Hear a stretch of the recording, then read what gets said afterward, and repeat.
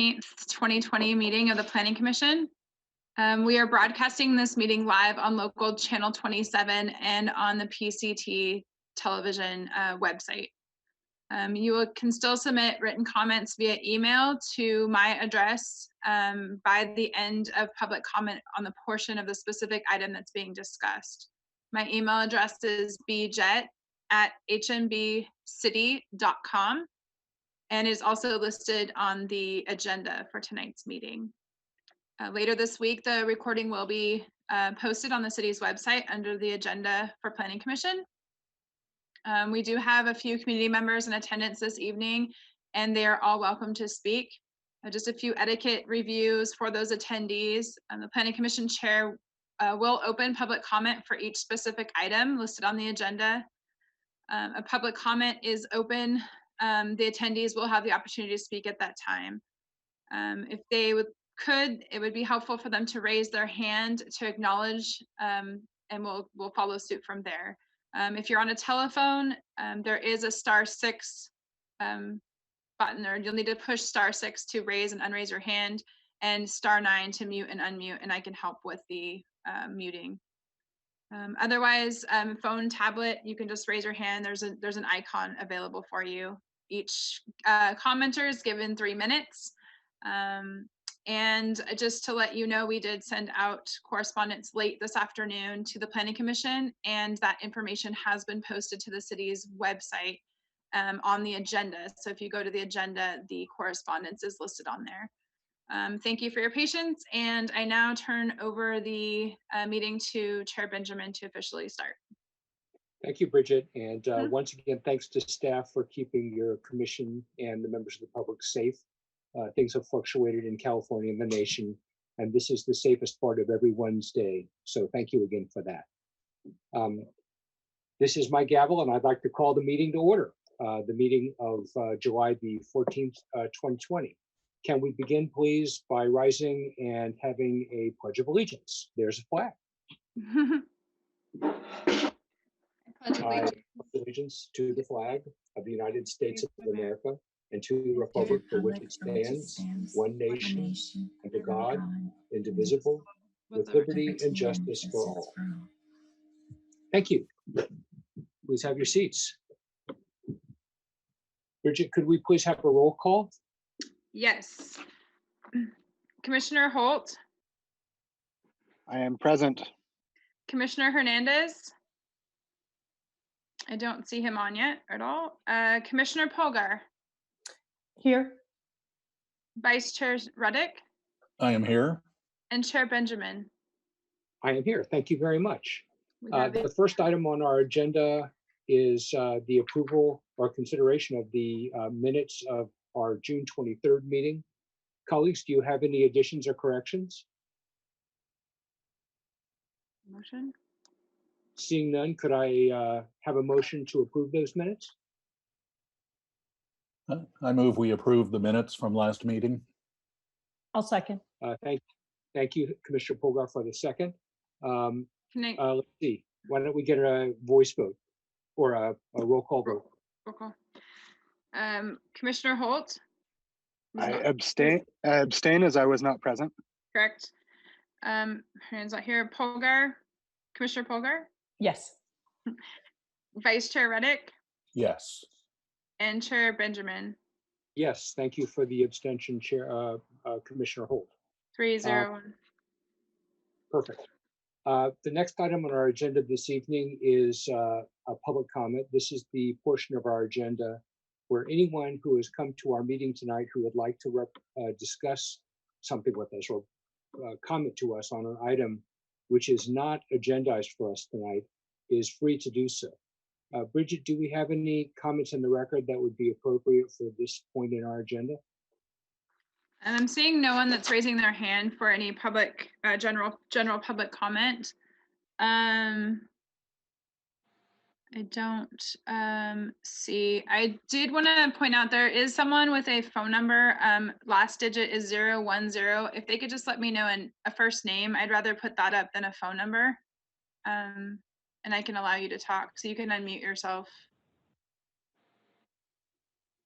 Or you are unmuted. Sorry, this is Vic Germany with PG&E. Oh, okay, Vic. I just wanted to make sure your name. Thank you very much. Sure, no worries.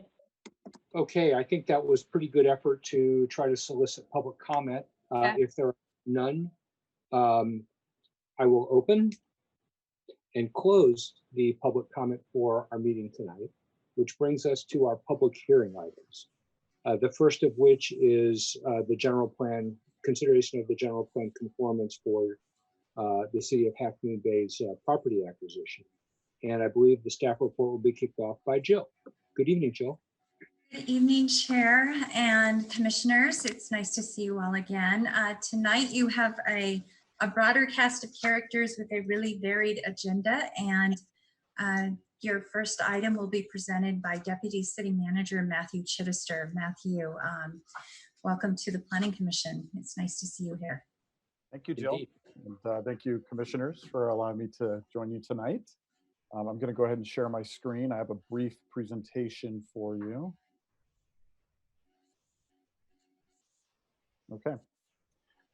So tonight I'm here to talk about the city's proposed acquisition of 880 Stone Pine Road and ask you to consider its consistency with the general plan.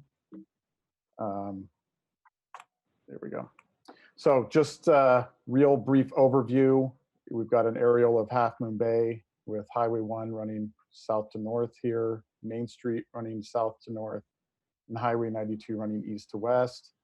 And 880 Stone Pine is located on Highway 92 with access through Stone Pine Road to Main Street. This is closer in picture for context. The green, bright green line indicates the property boundaries. Seeing again, Highway 92 bordering this property on the north, the Cypress Cove neighborhood bordering it to the west, as well as some commercial properties on 92. Spanish Town, commercial and industrial on the east, and then a mushroom farm along the south. And then on its property boundary is Pilarcitos Creek. Of note also on this property on the northwest corner is an ag pond that has been unused, but still has water remaining and species living in it.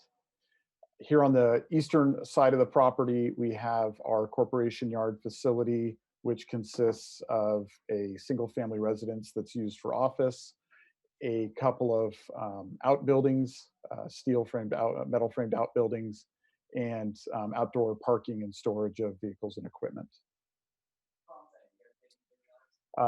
For background purposes, kind of how we got here tonight, as many of you know, in 2004, the city actually acquired this property for the intent of hopefully building a large community park and locating our corporation yard adjacent to that park, and that would allow maintenance of a large park as well as a permanent location for our yard.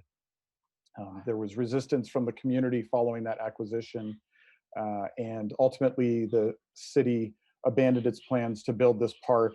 And in 2009, in the midst of the lawsuit that the city faced and the downturn in the economy, the city actually defaulted on its payments. Post, the Peninsula Open Space Trust actually financed the acquisition and held a note against the city for this property. So when the city defaulted, the agreement with Post was that they would take fee title to it.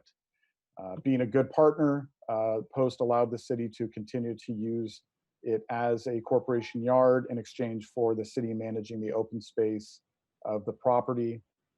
And that has been a good arrangement for almost a decade, or for more than a decade. But in 2018, Post indicated to the city that the property no longer met its needs here on the coast and its purposes, and it intended to sell the property and offered to enter into a lease agreement with the city and give the city first right of refusal to negotiate an acquisition of the property. And we've been working with them for the last year and a half on this purchase. And in March of this year, the city manager was authorized by the council to enter into a purchase and sale agreement with Post. And we have a 180-day due diligence period that ends in October. So the hope is to close escrow before the middle of October. One of the questions people might ask is, why is the city keen on acquiring this property as opposed to another property? First and foremost, Corporation Yard is imperative to the day-to-day operations of a city and our city. It's where our vehicles and equipment that we use for maintaining parks, facilities, roads, and trails, that's where all of that equipment is stored and maintained. It's where our public works staff uses as a home base to acquire the tools and equipment they need. It's also used as a storage location for a variety of other community needs, emergency preparedness needs especially. And this facility would play a really crucial role in any significant natural disaster, as it would become a default operations point for the city. Knowing that we require a corporation yard, it's always at the top of our list to identify a permanent location. The city hasn't had a permanent city-owned corporation yard for many, many years. And we've explored it, and we do not believe there are any superior alternatives, or maybe not even inferior alternatives at this point. And so we've pushed forward with this acquisition and are hoping to complete it in the next couple of months. So during due diligence, there's a couple of things we're still working on completing. Obviously, general plan consistency is a requirement of the law before we can acquire it, and hopefully we can resolve that tonight. We've engaged a biologist to perform a BRE, as well as a wetlands delineation on this property, and we'll acquire a phase 1 hazards report and any other hazards report that are required based on the findings of that phase 1 report. Before we can close escrow, we are still working to obtain financing. Although the city has the cash reserves to pay for this in cash, we believe, given the current times that we're in and the great market that we're in for borrowing money, that the appropriate move would be to borrow funding. And we're working with the state's infrastructure bank to get a very, very low interest loan to complete the acquisition and take care of some initial improvements that are needed on the property. So we hope to close escrow in October. And following the close of escrow, we hope to make some short-term to middle-term health and safety improvements that are necessary on the property. Obviously, we'll go through the proper channels to get a CDP and other land use approvals before we do any of that work. And then we'll engage in a long-term master plan for the property. And for the purposes of tonight, I'll share our intents on this property are first and foremost to maintain it as our corporation yard, and any other uses would only follow after we've established the appropriate size and space for that yard. But potential other uses include passive open space. We are working with Post to include, as part of the transaction for us to acquire it, to also dedicate a section along Pillarcitos Creek for a passive trail for people to enjoy the natural beauty of that area, and hopefully gain some education on the importance of Pillarcitos Creek to our community. Additional uses, again, could be passive open space, as well as the historic ag use of the property. We could see this as a place for some very low intensity agricultural use. So our recommendation is to have you adopt a resolution and make the finding that the acquisition of this property conforms with the Half Moon Bay general plan, including the LCLUP, in as far as it serves the city's general plan land use element. And any additional details that you would like tonight, please let us know. We're happy to share. Thank you. Great, thank you very much, Matt. So colleagues, do you have any questions before we open the public hearing for Deputy City Manager Matthew?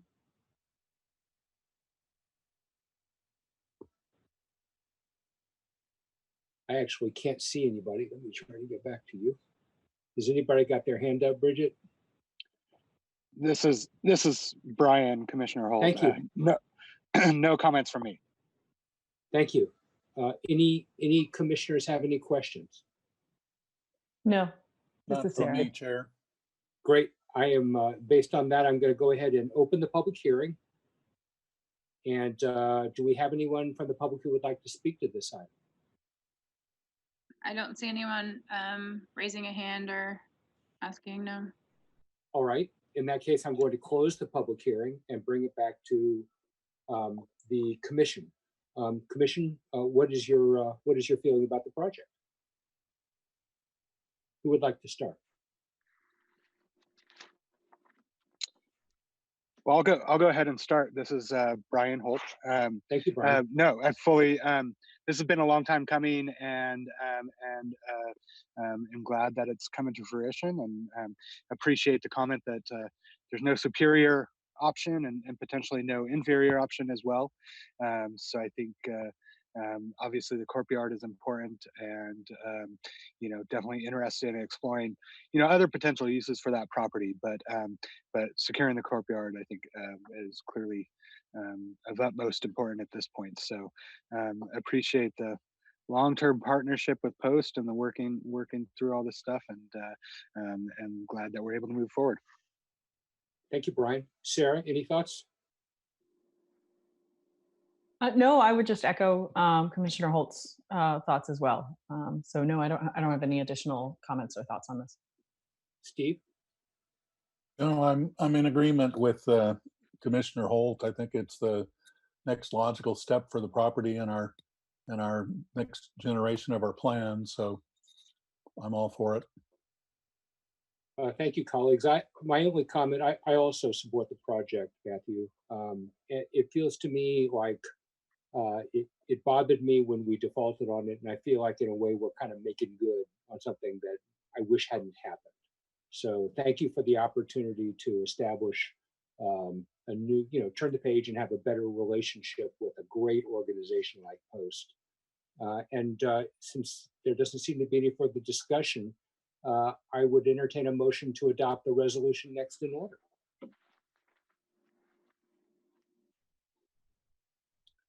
I'll move we adopt the resolution next in order. Is there a second? I'll second. Been moved and seconded. Could we have a roll call vote, please, Bridget? Yes. Commissioner Holt, Yes. Commissioner Polgar, Yes. Vice Chair Reddick, Yes. and Chair Benjamin. That would be me, yes. So thank you. Thank you, commissioners, and appreciate Jill's staff in helping us through this process.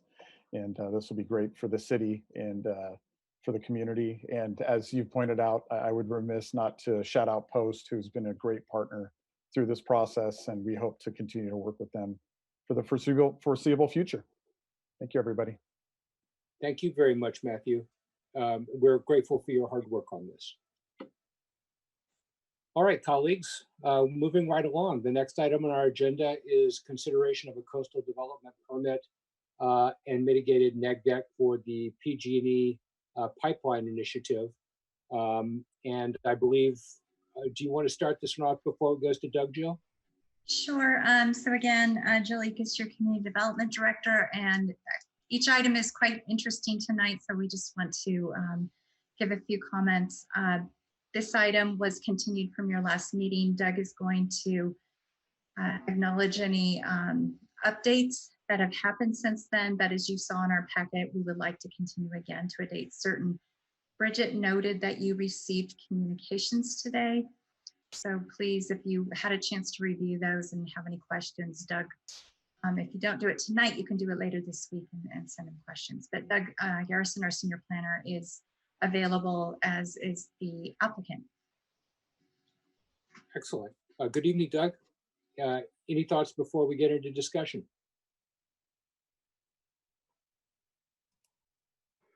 Well, I have a very brief PowerPoint. It's about 3 slides. I wanted to keep this pretty brief tonight. It's really more of an update of what's happened since the last meeting. And I know Commissioner Holt was not able to attend last time, so he may have some questions, and I'm available to certainly sort of go back and dig into things if he wants. So I'm going to share the screen just to start with here.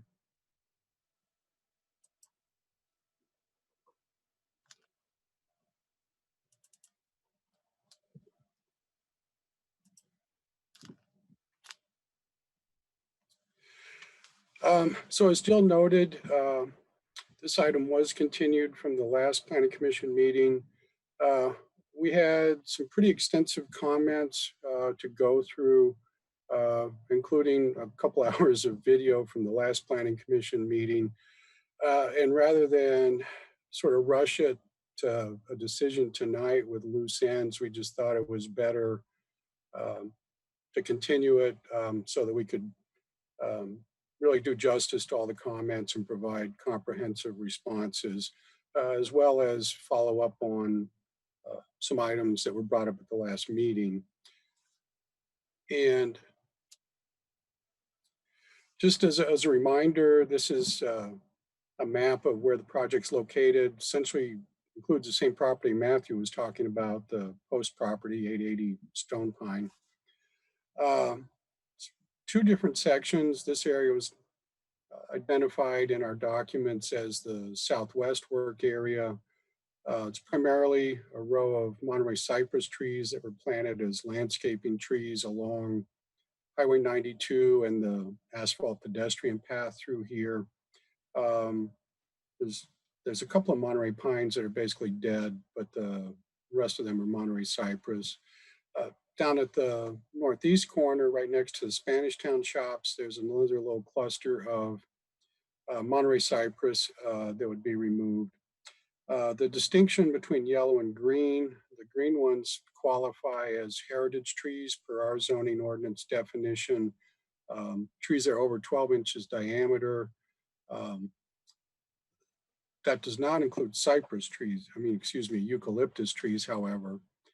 So as we jump over Spanish Town and the firewood cutting business, up in here is where the really dense eucalyptus woodland is. All these yellow trees are eucalyptus trees. And some of them are quite large. These little black rectangles are the staging areas. This one, it's a little bit older aerial. This area is not actually vegetated. It's been graded for the city maintenance activities. It's used for truck parking and material storage, that sort of thing. So there'll be no grading, no ground disturbance for this staging area. The one up here, it's in a tough area. It's a very narrow part of Highway 92. As you're probably all aware, there are no road shoulders there. There's really nowhere to stage equipment and workers up here. Up by this house, right at the end of the city limits, there is a unpaved road that comes down through here into, it's an area that's been cleared out in the past.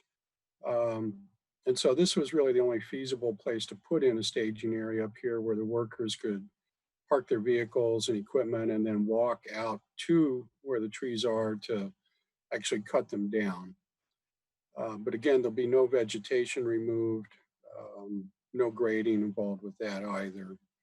The project does, as we went through last time, up to 2 nights of partial road closure for night work, and that is intended primarily, it allows the workers to work from Highway 92 with a crane, and it keeps all the workers and equipment further away from environmentally sensitive habitat areas such as the pond that Matthew discussed here at the southwest corner, and this band of riparian vegetation along Pelositos Creek. So as far as what's happened since June 23rd, there was a fair amount of discussion at the Planning Commission meeting about what is the value of eucalyptus woodlands? Are they habitat that support special status species, specifically California red-legged frogs, San Francisco garter snake? So the city retained Dr. Mark Jennings. He's a noted expert on those species. He's worked actually on the post property in the past for the city. To take a look at that, he submitted a brief opinion, which was forwarded to the Planning Commission attached to the original report that we sent to you last week on Thursday or Friday. I'm not going to take a deep dive into his findings, but essentially he noted that because of the peculiar chemistry of eucalyptus trees, the only sort of invertebrate bugs, things that eat it, are um, termites that live in Australia.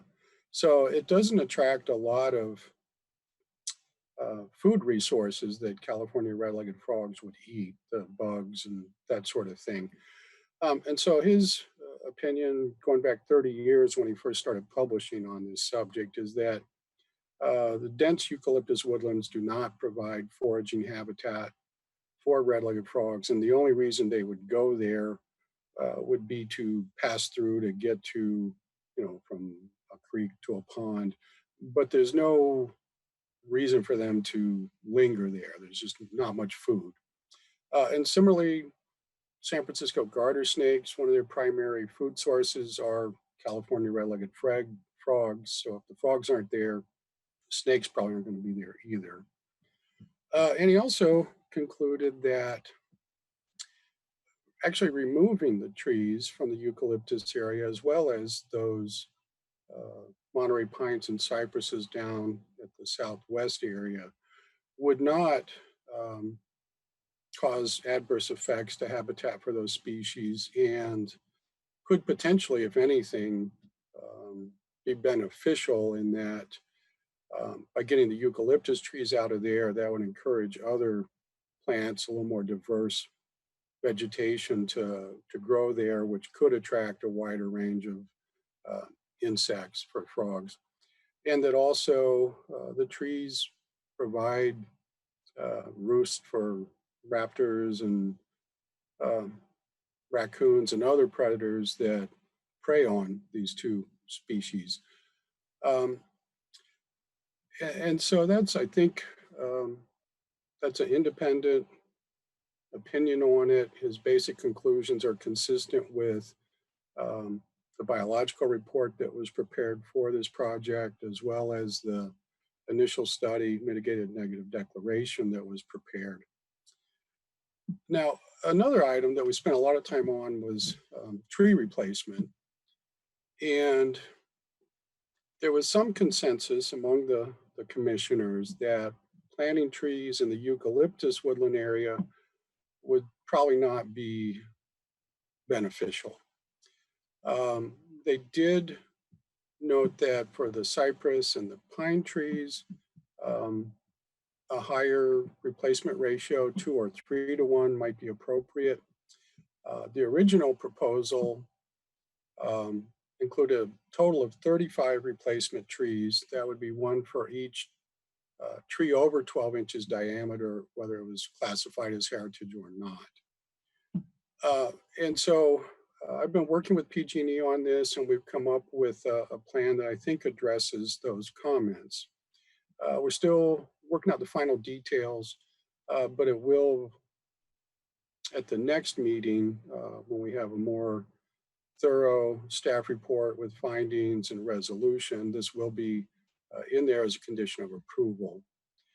And so our plan is that on the post property, the commissioners identified that as an area where it'd be appropriate to plant trees for the visual effects, to improve the visual quality of the city's maintenance yard from Highway 92.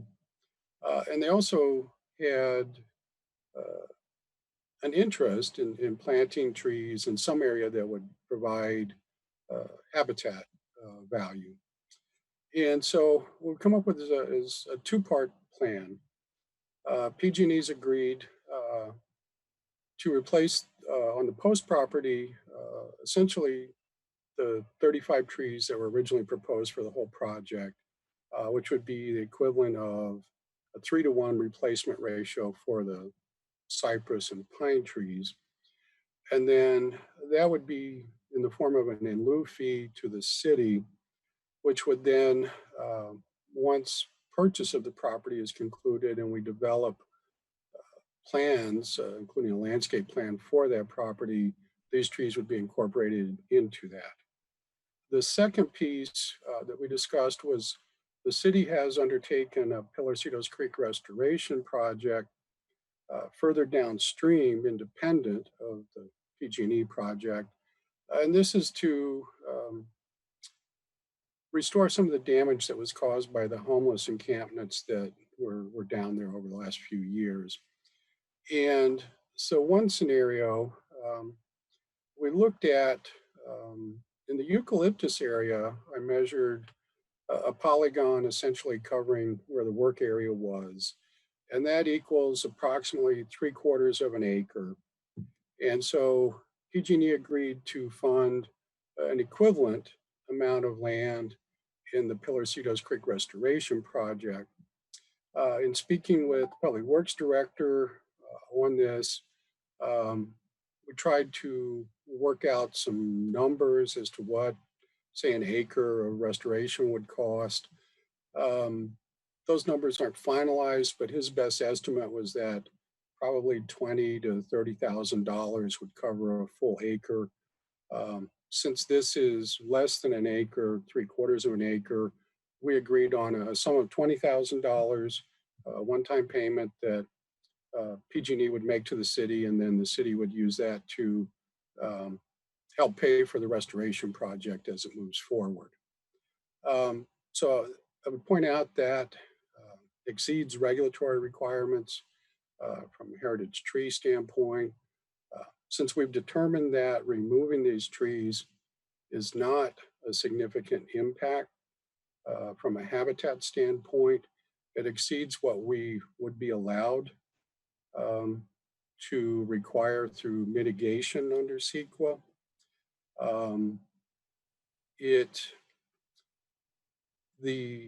I think there could be a case made that there are some visual impacts on the post property, so that 3-to-1 may be appropriate there.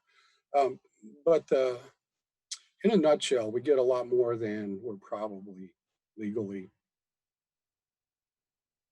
enabled to get, and PG&E has volunteered for this. We think it works out well for everybody. A couple of other outstanding issues were the ongoing maintenance, which would be to go in and trim the eucalyptus saplings as they sprout up and clear some of the brush. PG&E had proposed limited use of herbicides primarily on the tree stumps to stop saplings sprouting from there. At this point, staff isn't supporting that just because there's some litigation that started in Washington state that requires the EPA to certify herbicides and pesticides that can be used in close proximity to threatened and endangered species. And they have a long list of herbicides and pesticides to go through. And at this point, you really can't use them within 60 feet of essentially aquatic resources. Parts of this project would be within 60 feet. Parts of it would be outside of 60 feet. Staff position is until U.S. Fish and Wildlife Service and EPA come to some decision or provide something in writing that says that it's okay to use the herbicide that PG&E proposed. And we did include a product sample sheet to the supplemental memo that we sent to you today, if you're interested in reading up on herbicides. Another approach that was raised by the Planning Commission was, could we use goats to graze that area instead of using herbicides or sending a crew in to manually cut back all the brush? I did contact our goat grazing company that the city uses for our properties and other properties, Coastside Land Trust and other areas around Half Moon Bay, and asked them to just determine if that would be feasible for the goats to go in there and do that. And I don't have a final answer yet. Their concern was primarily access. They have to bring all the goats in a big trailer and then turn them loose and get them into that area, which would mean, you know, going through the wood cutting business or somehow. And so they're still looking at the options. At this point, it's not so much about the goats eating what's growing in there. It's more about safely getting the goats in and out of there. PG&E did raise some concerns about just safety with the goats that close to the highway. And those are details we're working out, and we'll have a better answer for you when we come back in August. On comments we received since then, we received comments on June 30th from a group, Save Lafayette Trees. They're a advocacy group based in Lafayette, California. My understanding is they were formed in opposition to a PG&E project in Lafayette.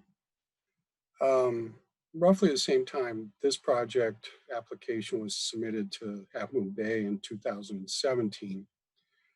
And I've followed that off and on for the last couple of years, and I think there are some interesting distinctions between Lafayette and Half Moon Bay, and I do summarize those in the memo that we sent you today. I do want to note that what's in this memo today is sort of a summary of our response to comments. When we come back in August, there will be a more comprehensive and detailed response to all the comments we've received from the Planning Commission, Save Lafayette Trees, the Coastal Commission, everybody. So we included this really as more kind of a status update to let the Planning Commission know what kind of comments we're receiving and the direction that we're going. And I think a couple of important points. In Lafayette, the city, under the guidance of their city attorney, decided that that project was not really within their jurisdiction to issue a discretionary permit for, that the California Public Utilities Commission had discretion over pipeline projects. I would also note that project was a little bit different. It included replacing sections of pipeline, increasing the capacity. There was actual construction involved. And also Lafayette determined that the project was exempt from CEQA review. And so part of that battle there, and I did notice one of the representatives from Save Lafayette Trees as a participant. I'm sure they'll fill in the details, but essentially they were disputing whether CPUC had jurisdiction and the city really did not have discretion over this, whether it was exempt from CEQA, and also whether PG&E could cut down trees on public and private property without the express permission of the owners. Here in Half Moon Bay, we answer, there are two state commissions that have jurisdiction on this particular project. One is the PUC, just like in Lafayette. The other is the Coastal Commission. And so we've taken a different approach. Under Coastal Commission requirements and Coastal Act, this project is subject to a coastal development permit, even though there's no construction.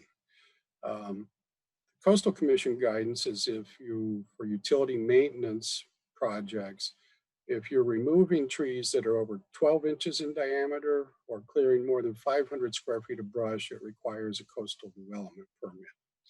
And so we are moving forward with this coastal development permit. We also, when we reviewed the project, decided that it was subject to CEQA and prepared an initial study mitigated negative declaration. Just for reference, San Mateo County processed a PG&E project, essentially the same as this one, that extends up Highway 90 through the county. They required a coastal development permit, but they determined it was exempt from CEQA. So I think it's pretty clear that Half Moon Bay has taken a very rigorous approach to this, much more so than a lot of other jurisdictions. And I think it's important, using the Lafayette example, to understand the role of the city and these two state commissions. The city and the Coastal Commission, it's really not our role to determine what adequate pipeline design and safety is. There are other experts that do that at the PUC, the federal pipeline safety people, the Federal Transportation Agency.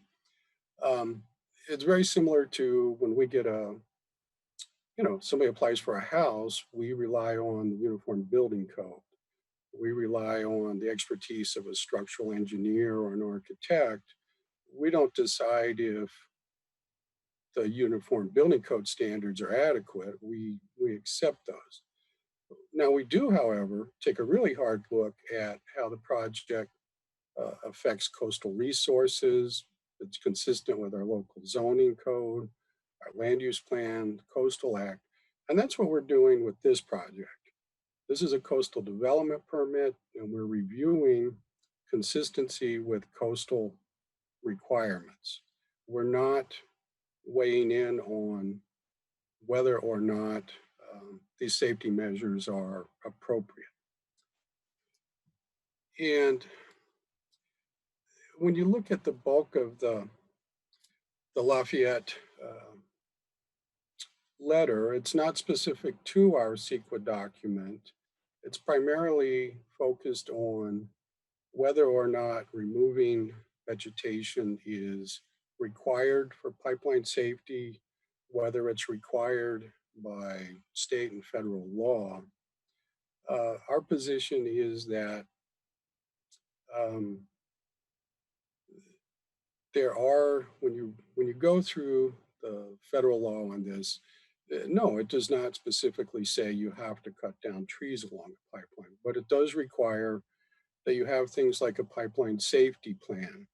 And within that plan, there are mandatory categories that include inspections, access, patrols, maintenance, that sort of thing. And within that framework, vegetation removal may well fit into that. In this case, PG&E, they can address this further, but they have a pipeline safety plan. They also have their community safety initiative. These are all basically under the guidance of the California Public Utilities Commission, and we think any questions concerning the appropriate safety measures should be addressed to PUC. And so we did get Coastal Commission comments. I woke up to them this morning. So we did forward you our quickly prepared responses. We'll dig into those a little bit deeper later, but in summary, most of the comments generally could be interpreted as not understanding the scope of the project or fully understanding the requirements incorporated into the mitigation measures. And I think that's pretty clear from our draft responses that were included with that supplemental memo to you tonight. And so that's my presentation. Again, we've discussed continuing this to the August 11th meeting with PG&E. They're amenable to that decision. And so I'm open for any questions, and again, point out that a representative from PG&E here is here also, and a representative from SWCA, the city's environmental consultant that prepared the initial study. Okay, great. Thank you very much, Doug. Brian, I guess you're up to speed. So the item is not up for consideration for a motion for approval. We'll be continuing it, but they're welcoming feedback and questions. So do you have questions, colleagues? If I could. Yes, of course. If I could at this time, this is Brian Holt. I just wanted to state for the interest of transparency that I do work for the East Bay Regional Park District, which does manage Briones Regional Park, which was the subject of some of Save Lafayette's trees past efforts, past initiatives. And I was not involved in that project in any way, and frankly find myself trying to get up to speed on exactly what my agency was involved in. So, but I did just want to state that, and I work for East Bay Regional Park District, and this has been an issue with has come up over there. We've been engaged in this as well. So, but I have not been directly involved. Great, thank you very much, Brian. Anybody else want to weigh in? No obligation, just checking. Steve. Thank you, Jimmy. Doug, just so I understand the process going forward, a couple of the statements made by the Save Lafayette Trees, a group, which in general I thought was pretty coherently and clearly and professionally presented, but I of course have no ability to vet any of their claims. But you know, a couple of the things that are of great interest there are their statistics and expert opinions about the lack of evidence that tree roots pose any real threat to pipelines. And secondly, the anecdotal examples of PG&E choosing, when it had a choice, to put pipelines under city streets rather than someplace else where you would think if immediate access is really critical, that wouldn't have been the way to go. So my question is, if I understood you correctly a minute ago, you're kind of saying that city staff will not put itself in a position to decide if those claims have legitimacy, and that if we're interested in that, we need to take that up to PUC. Is that what I'm hearing? Before Doug replies, let me rephrase or frame a little bit. My grasp of our responsibilities with respect to the laws we uphold, or in this case, CEQA and the Coastal Act. And in CEQA, we don't get to judge whether the project is a good idea inherently. We get to assess its environmental impacts. And so if PG&E, instead of wanting to cut down eucalyptus trees, wanted to plant marigolds, one could reasonably ask why that was a good idea, or whether that was a wise use of public funds. But our job would be to say, yeah, that works. The impacts of that are this, that, and the other. So without prejudging what Doug would say, my guess is that we're working with the laws that we're sworn to uphold. And if someone wants to make findings about consistency with pipeline safety regulations, that's somebody else's call. Maybe Winter has further thoughts. I don't know. Yes, Ethan? thanks, Chair Benjamin. Yeah, I think you hit the nail on the head there, that the issues as I see them raised in the comment letter really are about whether this is a good idea, whether it's truly necessary. And as Doug said, that isn't really the question that's put to the Planning Commission. You're reviewing the CDP and the environmental review. I think also, when given an opportunity, PG&E could likely respond to some of those issues, and is frankly in a better position to respond than I or members of staff on this. So if you would like follow-up, I would suggest inviting PG&E to provide some response. But again, I think it is somewhat outside of the purview of this body to make a judgment on whether this is really necessary or not. Well, you both make a lot of sense there. I for one would be very interested in giving PG&E the opportunity to raise our level of education about those issues, even if, as you say, it's a bit outside our scope. Maybe we could let's just try to keep it short because we have a long agenda. But I think I heard the representative for PG&E is with us. Would you care to, or Doug, did you want to weigh in as well? Didn't mean to cut you off. Well, Chair I Benjamin, think I'm sorry, I didn't mean to insist that that happen right now. If it's more productive in the fuller August discussion, I'm happy with that. I would If it's say okay. that Chairman Benjamin and City Attorney Winter have eloquently summed up my position. I don't think I have much to add to that right now. With respect, I'd like to suggest that we allow them the chance to have a succinct reply at our August meeting. If they want to interact in the meantime and provide us with food for thought, we can always read that and think about it as well. But given that there are other items on the agenda, I'm hoping we can kind of slide along here. Yes? That's great. Thank you, Chair. Okay, one last, so I want to say thank you, Doug. I feel like this has been a very productive month. We've learned, in short, yeah, it is habitat, but the project really doesn't have adverse impacts. It created some really nice insights into the questions we were debating about whether or not to chip the eucalyptus trees and leave them in place. Based on Dr. Jennings' memo, it sure sounds like we should haul those babies off rather than put them in place. And if the cypress has the same quality, maybe the same thing is true of them. I don't know. And maybe you had some other insights walking away. I see Jill has some thoughts. So Jill, please. Just a matter of order, Chair Benjamin.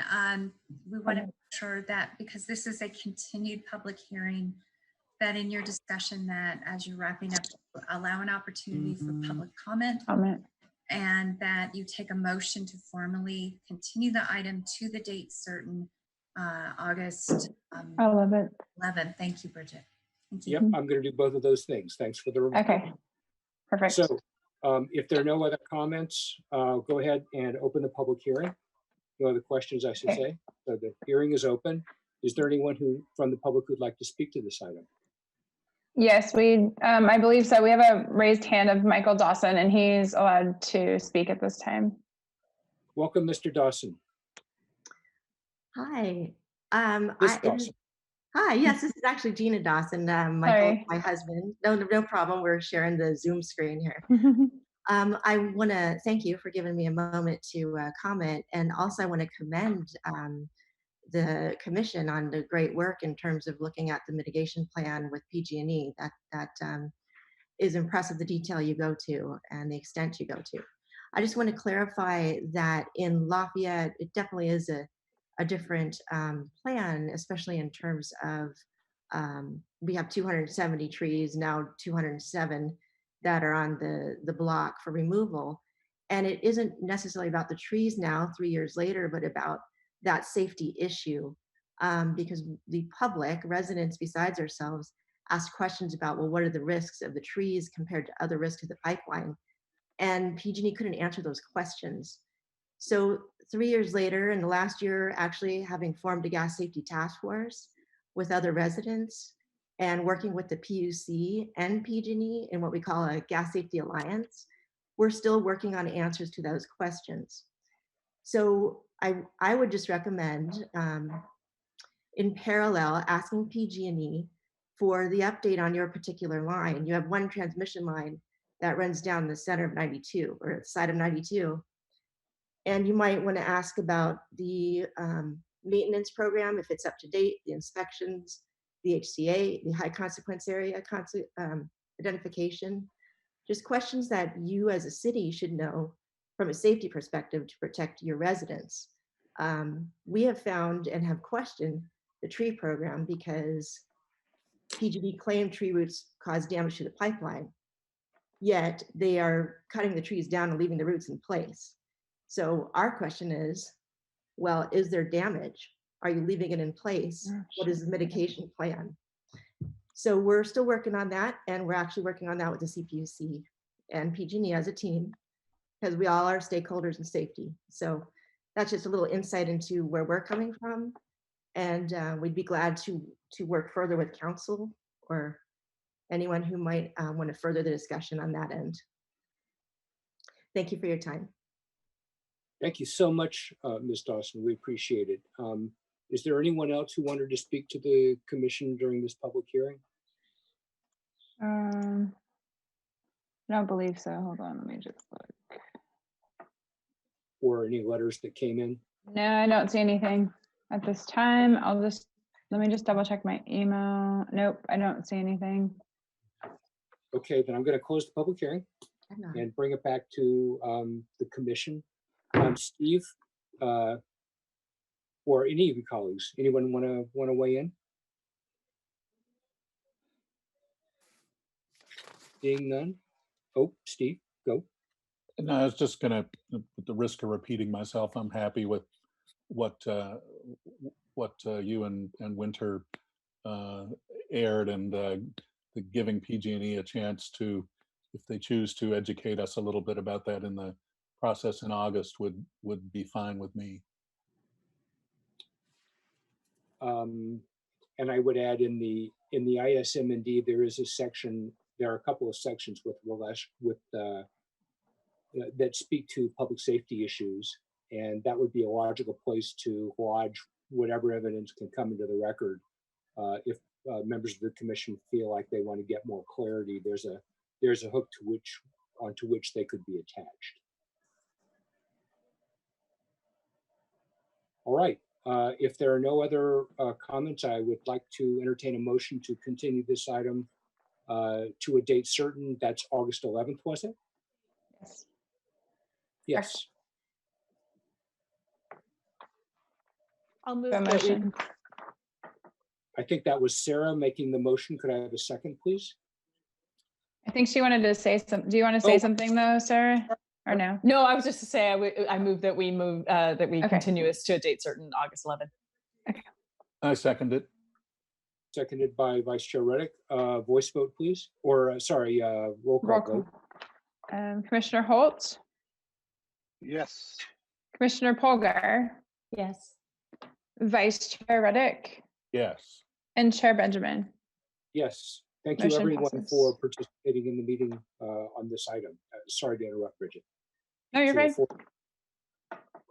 All right, moving right along. We're on our third public hearing item, which is consideration of an application for a coastal development permit to align the daily fees at the Poplar Beach lot with the state park fees, and to do some restructuring of permits.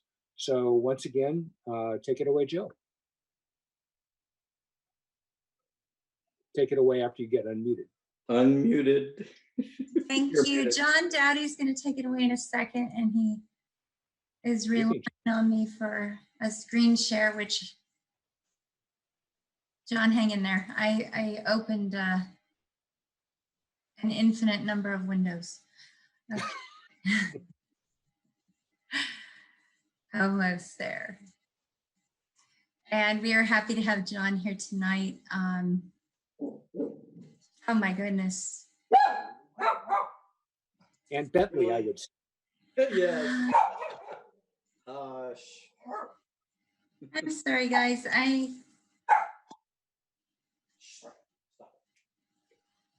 Bridget?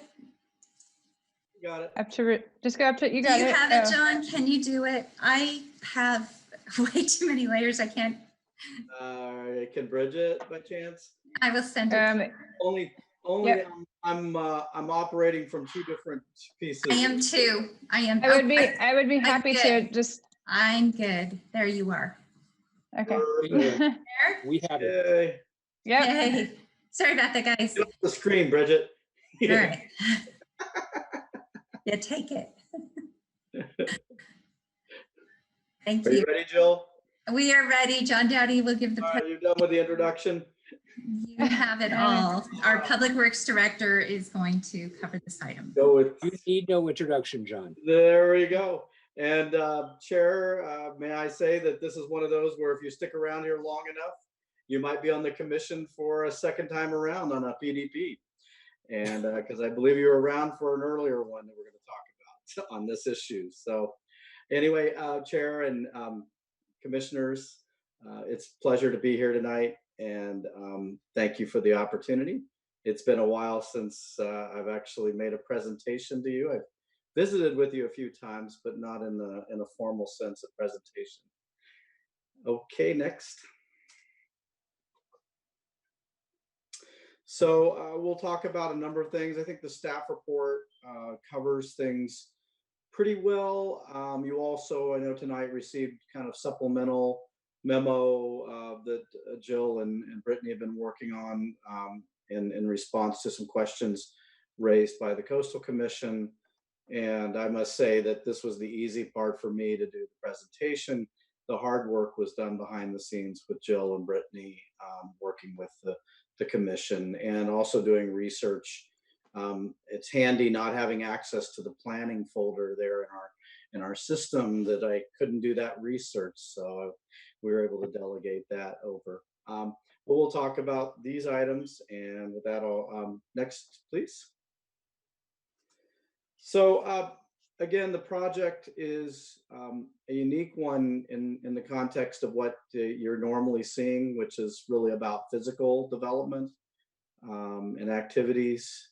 And this one is really affirming a policy and an act taken by the City Council to create a new structure for parking fees at Poplar parking lot.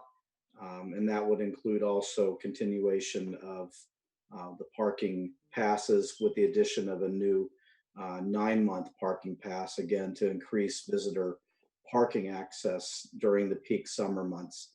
Also with this, as part of the process in communication with the Coastal Commission and among our staff, we are also recommending conditions which would impose upon the city the obligation to, and not an issue, to recognize the Golden Bear Pass that the state of California issues annually at a $5 clip for lower income individuals and seniors and residents over 62 years of age. Thank you. Next. Again, some of you and many of you there have a lot better history and a lot longer history than, frankly, any of your staff here on the screen tonight. So I'm just going to start at what I can figure out and what we've been able to trace back down in terms of the records and what's really important, which is that prior to the 2009 point, Poplar parking lot was not fully paved and basically was still serving locals and visitors, but by all accounts was not quite as popular among the visitor sect, but certainly was very active and a part of the community's beach use and access. That also, that work there in the lot was also one of the conditions of the land transfer from the county, was that we provide access for equestrian. And so that's also been part of the lot and the improvements that we've made there, or the retention of the improvements. In 2009-10, as I think many of you recall, the city council approved and authorized monies to work toward the improvement of that parking lot, including paving, striping, ADA accessibility, other improvements to that would generally improve the user experience. And also, from looking through the documentation, this also was moved easterly 150 feet or so because of erosion was occurring. So from the context of moving from that point, the background is that in 2011, in response to, kind of coincidental with the improvements that were put there, the city acquired and installed a pay station, an electronic pay station, which would allow folks to pay for their parking in that manner. Pay station hardware and upgrades have occurred, and currently we are in the process of transitioning with new software and a little bit of hardware update to go to a touchless payment method through an app. And so that should be a welcome thing, I think, for all users there. It's been something that's been asked, and obviously before COVID, that was something that was desirable. During COVID, it seems like an absolute necessity to do that. And overall, again, the city has supported the coastal access there and improvements to the coastal access. Obviously, many of you have now been able to go to the new vertical access as a shining example, but there is a lot more that's been going on, including the NCE studies of the erosion, the follow on to that to the Poplar Gateways planning effort that your planning staff have been engaged with, along with Public Works, and a whole host of things that have happened out there. Next. So fees, again, chasing back to what we can gather, at least to the beginning, as best we can tell, is that in 2009, the council, and again in conjunction with the improvements of the parking lot, approved actually a flat parking rate of the $10 per day for automobiles and the $15 for vehicles greater than 20 feet in length. And again, as I said to the chair, sometimes a good idea or a good commissioner comes back around. And in 2011, the city council revised the fees to go to an hourly basis, again retaining the $10 and $15 maximums. And all indications are is that that was a kind of a logical thing to do in some regards at that time, on the basis that we had the pay station installed, and so there was a thought that we would, believe, would set it at the same fee, ultimately maximum per day, in 2011, and we would reevaluate that and probably increase those charges at some point in the future, in light of just added cost and additional cost of servicing that and the needs for that area. What I can say is, to this date, there were no fee adjustments. These rates were not set up on a CPI basis or anything. And I threatened to myself to go run the CPI increase over the last decade for what those parking rates would be if we just CPI'd those, and I chose not to do that because I knew it'd be a ridiculous number and effort. That being said, in 2018, we decided to go to a paperless option. We were having these pieces of paper flying all over. We were dealing with the paper printer. So we went to a paperless option and also numbered the spaces so we could adjust. And then, as indicated in June of this year, the city council adopted a new fee structure. So again, I've covered some of this. I'm not going to beat this up or rehash this, but the Planning Commission did issue a PDP, coastal development permit, in 2009 for the major rehabilitation of the site. And that was followed in 2011 when the pay station was brought forth for purchase and installation. Again, that represented at that point also a physical development, but in addition, the CDP or PDP included provision for also the rate structure that was set, which was the hourly $2 and $3. That also affirmed the annual local resident pass as well. I note on both of those PDPs, there was no appeal filed, but there was a NOFA filed. So no one challenged or questioned those issues at that time. Thanks. Next. So bottom line is, you find in your staff report is a significant discussion about local coastal plan conformance. Basically, we're focused on maximizing coastal access. Certainly, this parking lot does that. Protect from overuse. That is one of our challenges of the day. And support underserved populations, which is a new CCC, Coastal Commission environmental justice policy. Thanks. Next.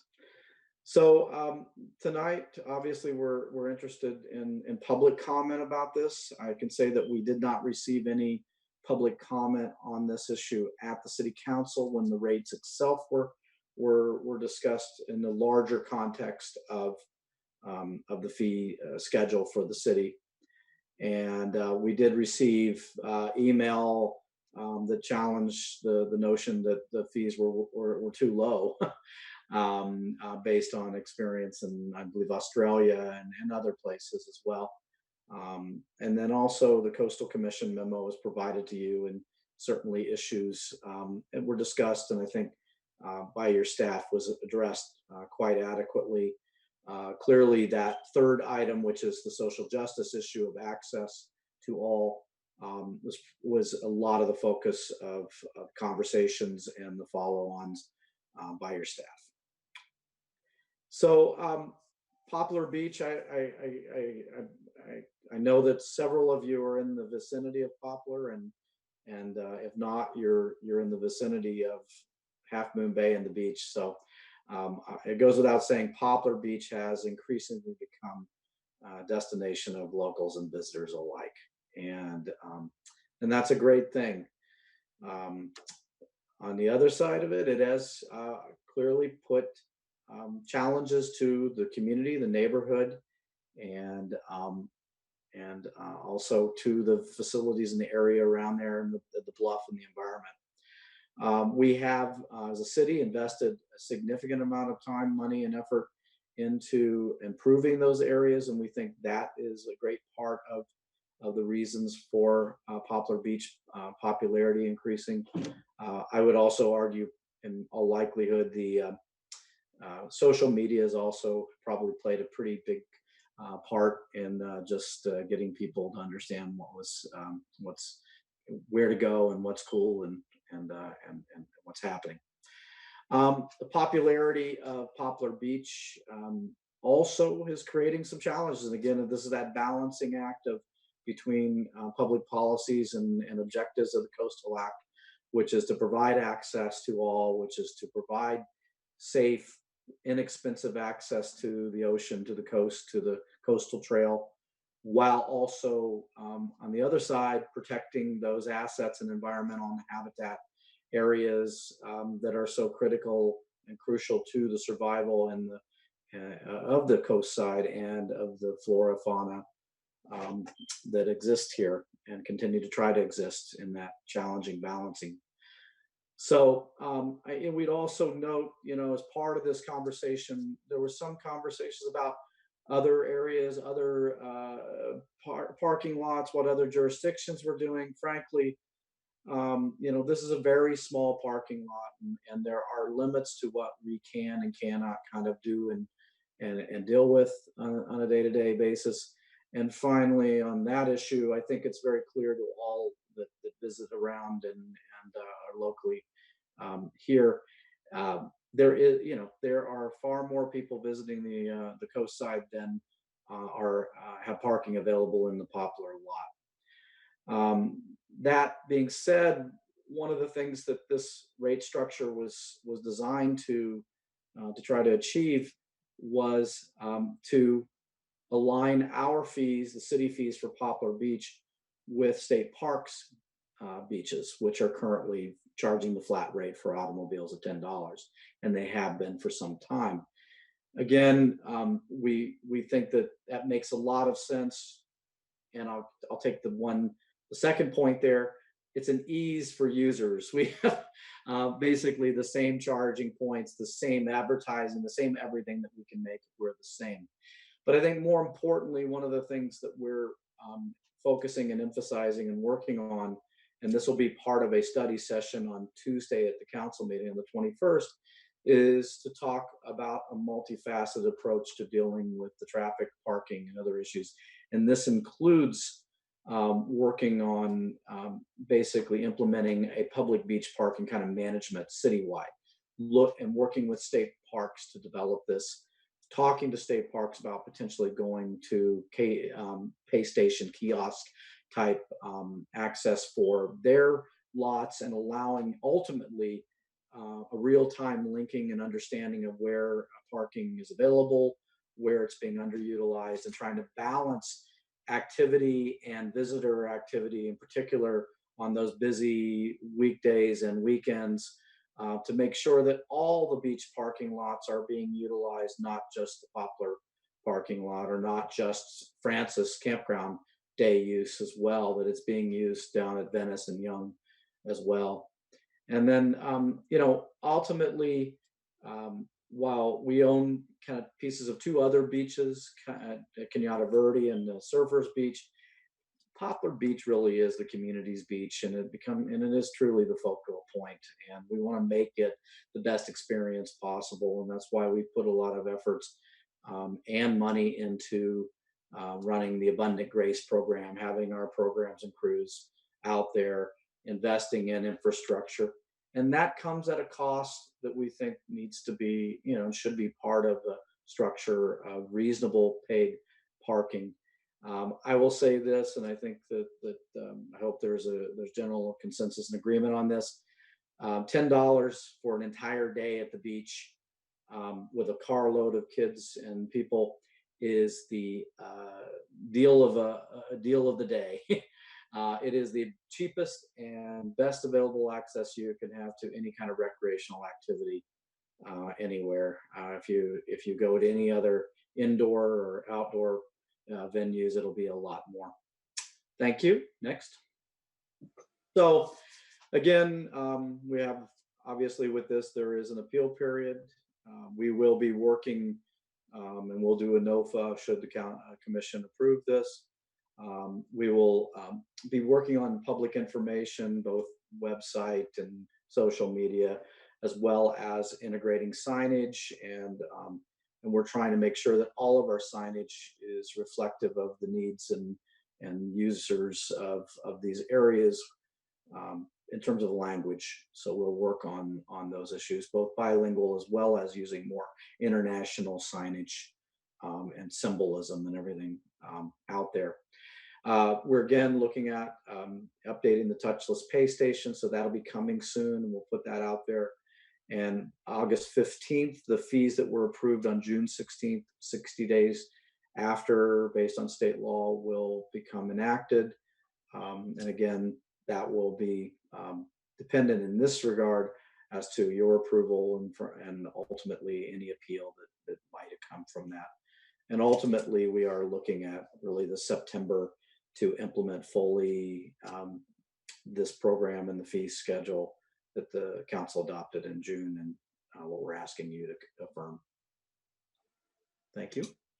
So this action is on your in your staff report, and I won't go through and read all of this, but we have provided you the findings and conditions of approval that we believe are supportable for approval of this. I will note that in the conditions of approval, there is both the acceptance and acknowledgement of the Golden Bear Pass, but also provision for annual review and reporting on Poplar parking lot. And so we can continue to assess the needs, issues, and out there, and look at whether we need to come back and revisit this or revisit with the council other issues. Thank you. Okay, thank you very much, John. Nice to see you. So this is a public hearing item, colleagues, but before we open the public hearing, I wonder if you have any questions that you'd like to direct to John or Jill or anyone on staff.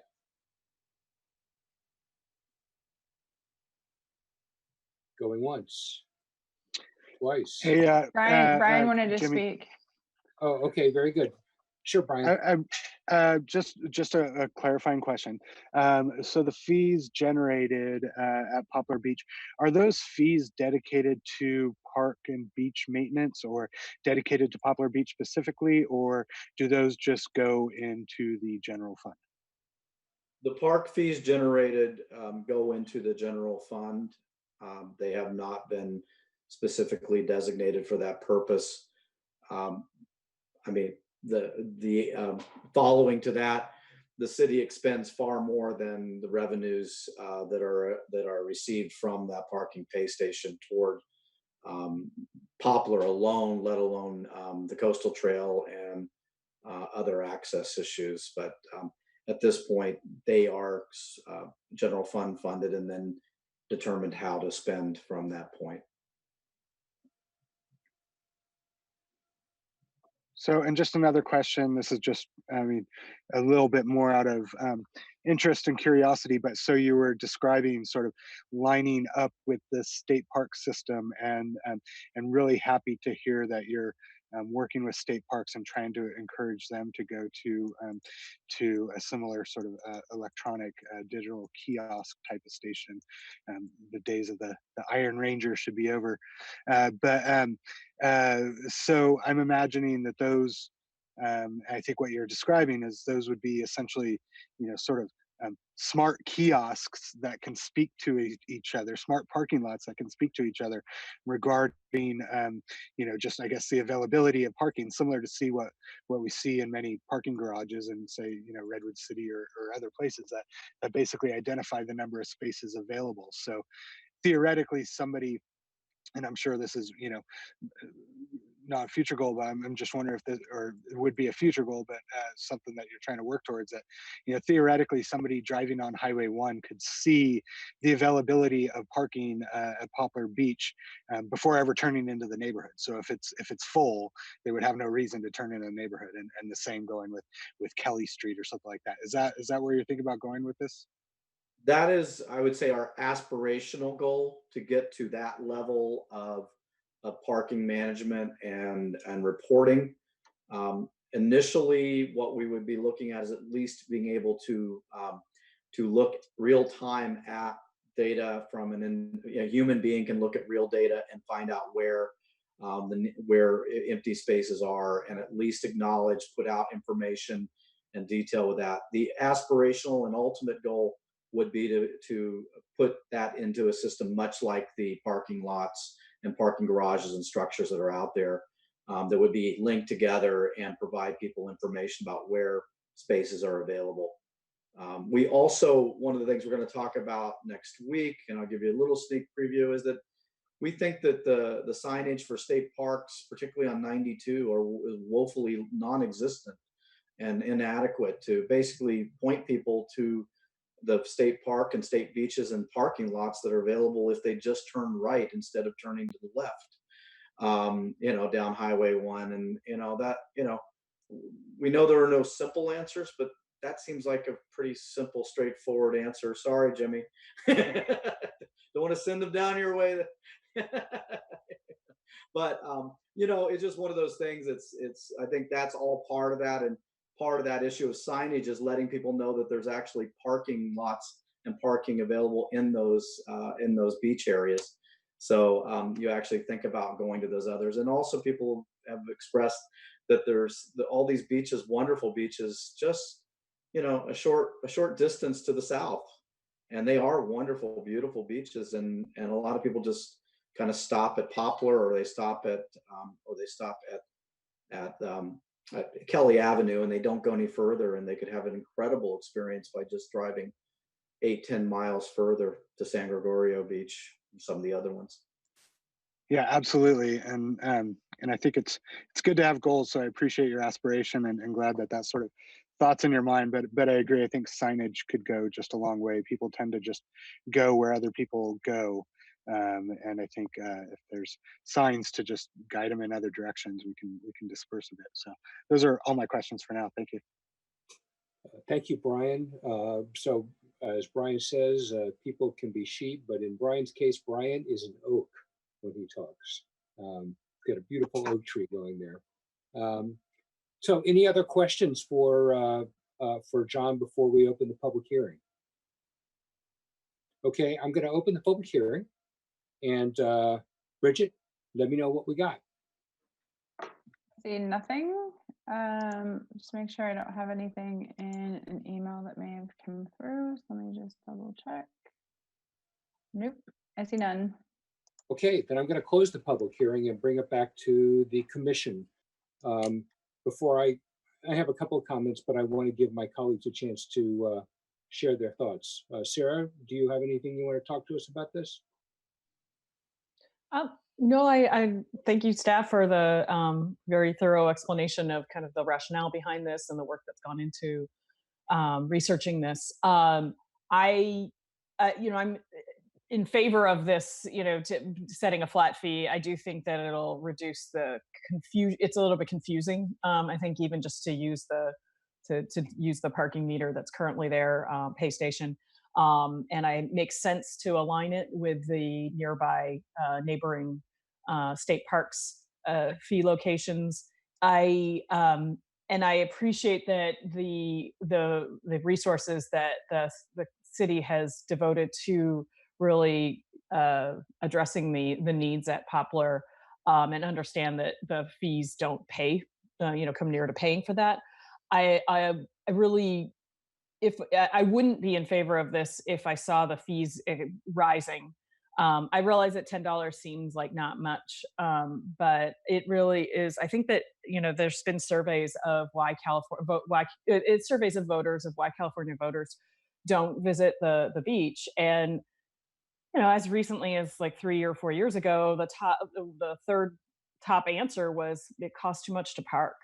They just, so $10 is a lot for some people. And I think that, frankly, the people who it costs a lot for this is their best option for getting out and having a vacation day, essentially. So I'd really like to make it as easy and affordable as possible.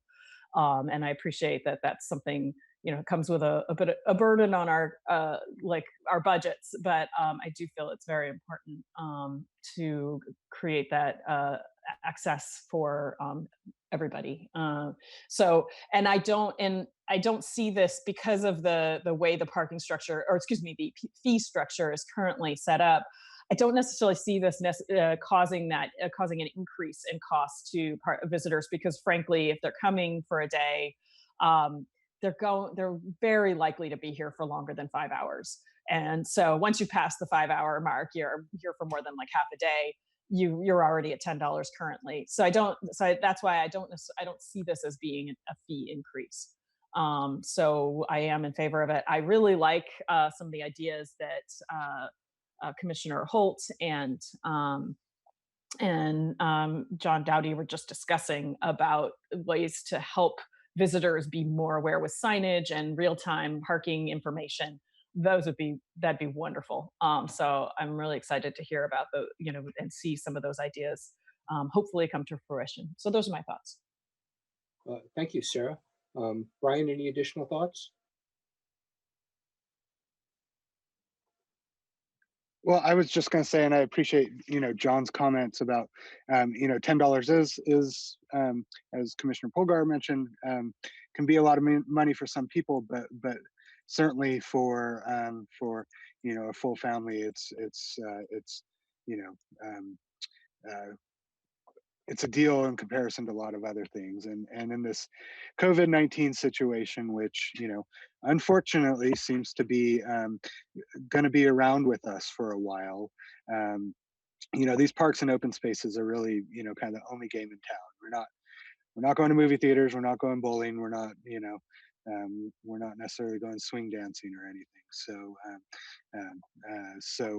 the access to open space is really critical right now, and certainly ensuring that access is available to all is really important. So I'm absolutely in support of that. And I just wanted to say, I do live in the Arleta Parking neighborhood. I'm, fortunately a little separated from Poplar Beach and a little separated from Railroad, so I don't see as much of the traffic and the chaos perhaps as Commissioner Polgar or Commissioner Ruddick do. But I do also think there's a tendency for us to, I don't want to say exaggerate the chaos at Poplar Beach. There's certainly sunny, busy days where things are chaotic, and times around 4th of July, and when schools get out for summer, and those types of incidents. But by and large, it works pretty well, and during the week, it's things are pretty mellow, and I really applaud the city for a lot of the things that they've done with abundant grace and with increasing patrols, and certainly the 4th of July response. So demand for these areas is not going to go down, and I think we've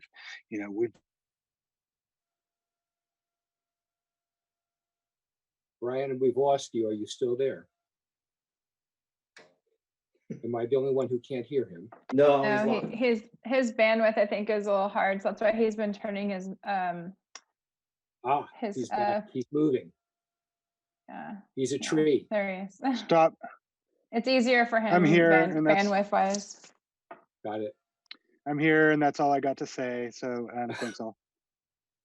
Okay, thank you. And now I know not to sit at home by the lights with the lights out, waiting for you to call me to go swing dancing. Steve.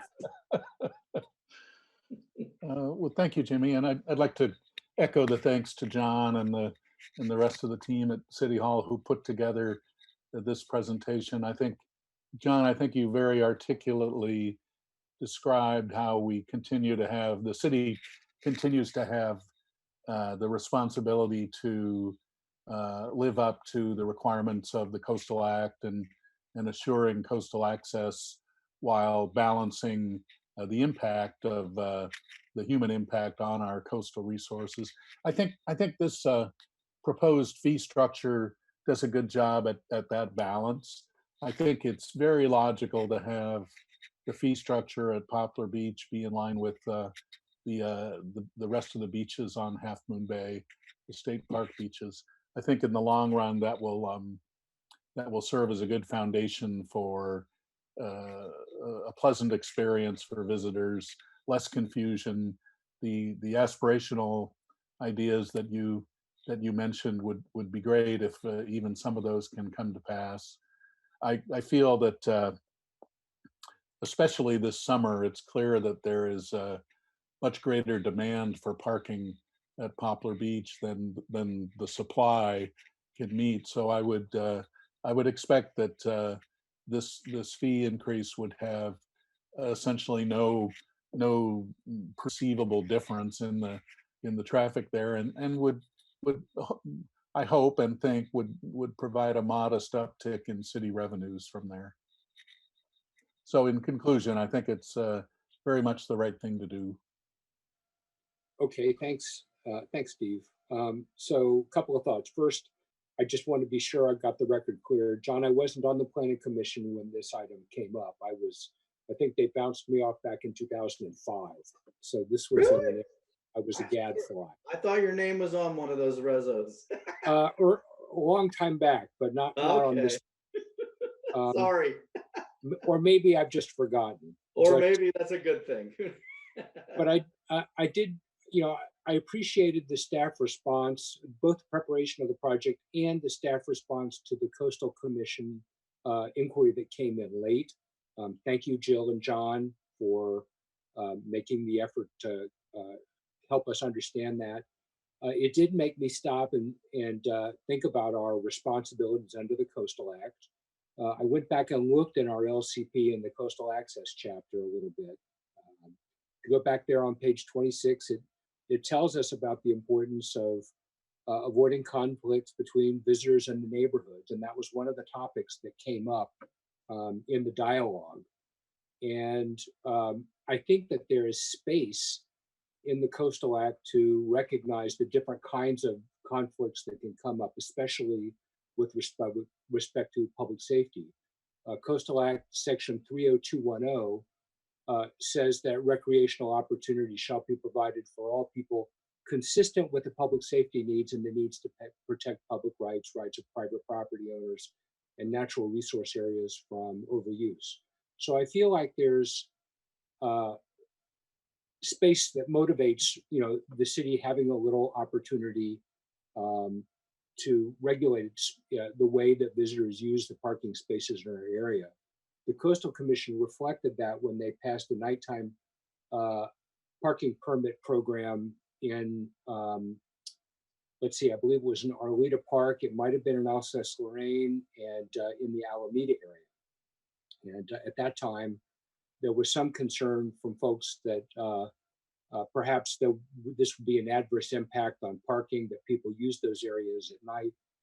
And Steve Flint, Jill's predecessor when she was a planning director, or your predecessor when you were planning director, cheerfully told them not to worry, that they could use Pilarcitos Avenue to park in Casa del Mar. And so they have. It is free parking right now because it's heavily used. The neighbors have responded by parking their cars defensively on the street. But in an era where the parking lots at the beach can be all but empty, our neighborhood can be quite full. So with respect to the availability of parking, I understand why we're doing this at Poplar because we own that. I'm envious of the investment that the city has made in that area. I only wish that the eroded coastal access, vertical access paths, and the trash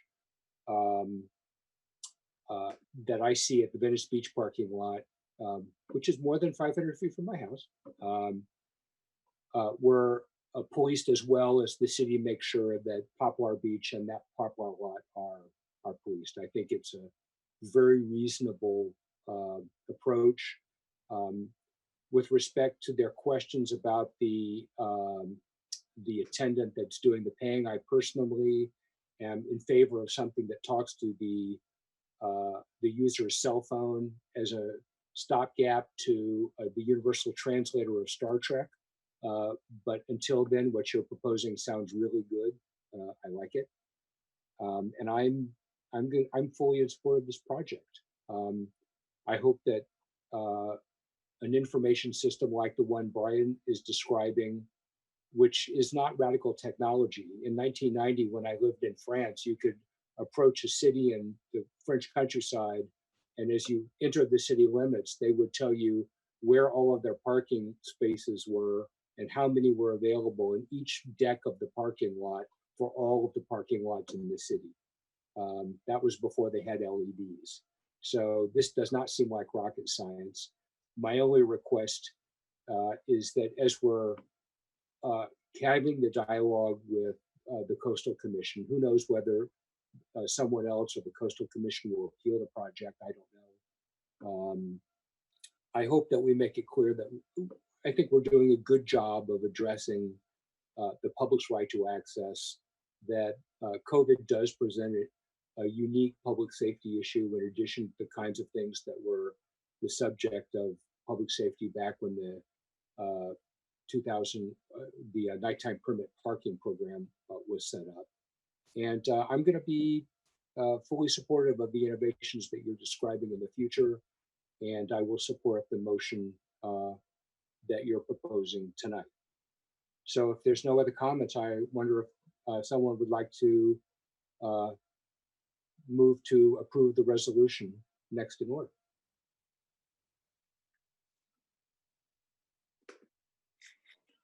I'll do so. I move we approve the resolution next in order. It's a nice phrase. Is there a second? I'll second. Thank you, Brian. It's been moved. I'll second. Got it. Commissioner Holt got the second. Could we have a roll call vote, please, Bridget? Yes. Commissioner Holt, Yes. Commissioner Polgar, Yes. Vice Chair Reddick, Yes. and Chair Benjamin. That's a yes. Motion is approved by 4-0. Very good. Thank you very much. Thank you We so appreciate it. much. Great to see you, John. Nice to see you, everybody. Well, I'm glad to hear that. If I could say this, I want to just again thank staff for everything. On the issues of the parking, one of the concerns and issues and challenges I think we have is much of that today is being done with license plate reader and identification, so they can track the cars, not necessarily the individuals in them, but the cars. So one of the challenges that we're going to have moving forward is this concern and issue regarding those issues. So I will say that is a concern that I have moving forward, and that will add some challenge to the issue. So, thank you again. Appreciate it. Glad to see everybody well. Thank you so Miss much. you You guys. stay safe. Pat Bentley for us. I miss Trace Amigos. All right. With that, the item that is next on our agenda is the study session for the consideration of the project at the corner of Carissima and Mill Street. And I think that's going to go to Scott, also by way of Jill, perhaps. Thank you for your patience, Scott. Oh, nope, straight away to Scott. And good evening. Thank you, Mr. Chair, members of the Planning Commission. Nice to see you all virtually this evening. We're saving the best for last, and this is just a study session on a recent project that came in, new mixed-use project downtown on the corner of Mill Street and Parissima. Bridget's going to walk us through the brief PowerPoint here. So background on the project, it involves, it's a 2-story building that's proposed. On the ground floor, there are 2 commercial spaces, kind of on the small side, totaling 2,034 square feet. And then on the second floor, 4 2-bedroom units and 1 1-bedroom unit, so 5 units in total. There is also an existing single-family house on the site, which would remain as is, as currently proposed. And so the project is currently under review. And what's been requested is a coastal development permit, architectural review, potentially a parking exception, and then a use permit if shared parking on adjacent properties is pursued. Since this is a study session, no noticing is necessarily required, but we did do some courtesy noticing. We posted the site for tonight's meeting, as well as send out notices to the surrounding property owners and occupants that may live in the vicinity. I did not receive any correspondence on this project thus far. Now, future meetings, once ready, the project will be presented to our Architectural Advisory Committee for feedback on the design. And then once the Architectural Advisory Committee is satisfied with the design, we'll bring this project back to the commission for decision. Next slide, please. And then this slide shows the site and surrounding area. And as you can see, it's on the southeast corner of Mill and Parissima. And the site is mostly vacant, except for the single-family house that I mentioned earlier on the corner along the Parissima Street frontage. Next slide. And here's the proposed site plan. And I tried to emphasize the different elements. The red outline there is the existing house. And then the 2 yellow outlines are the commercial spaces on the ground floor that are proposed. And then the blue box there indicates the 5 off-street parking spaces that are proposed at this point.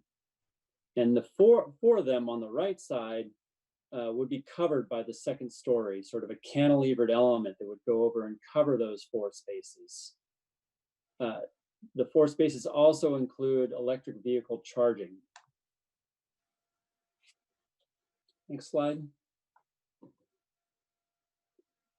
And this slide includes the proposed elevations.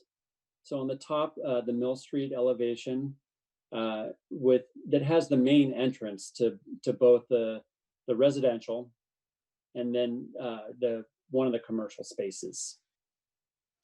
The elevation on the bottom is the Parissima Street frontage, and then that has the entrance to the other commercial space. And note that the existing house is not included in that elevation, so it's just the proposed building.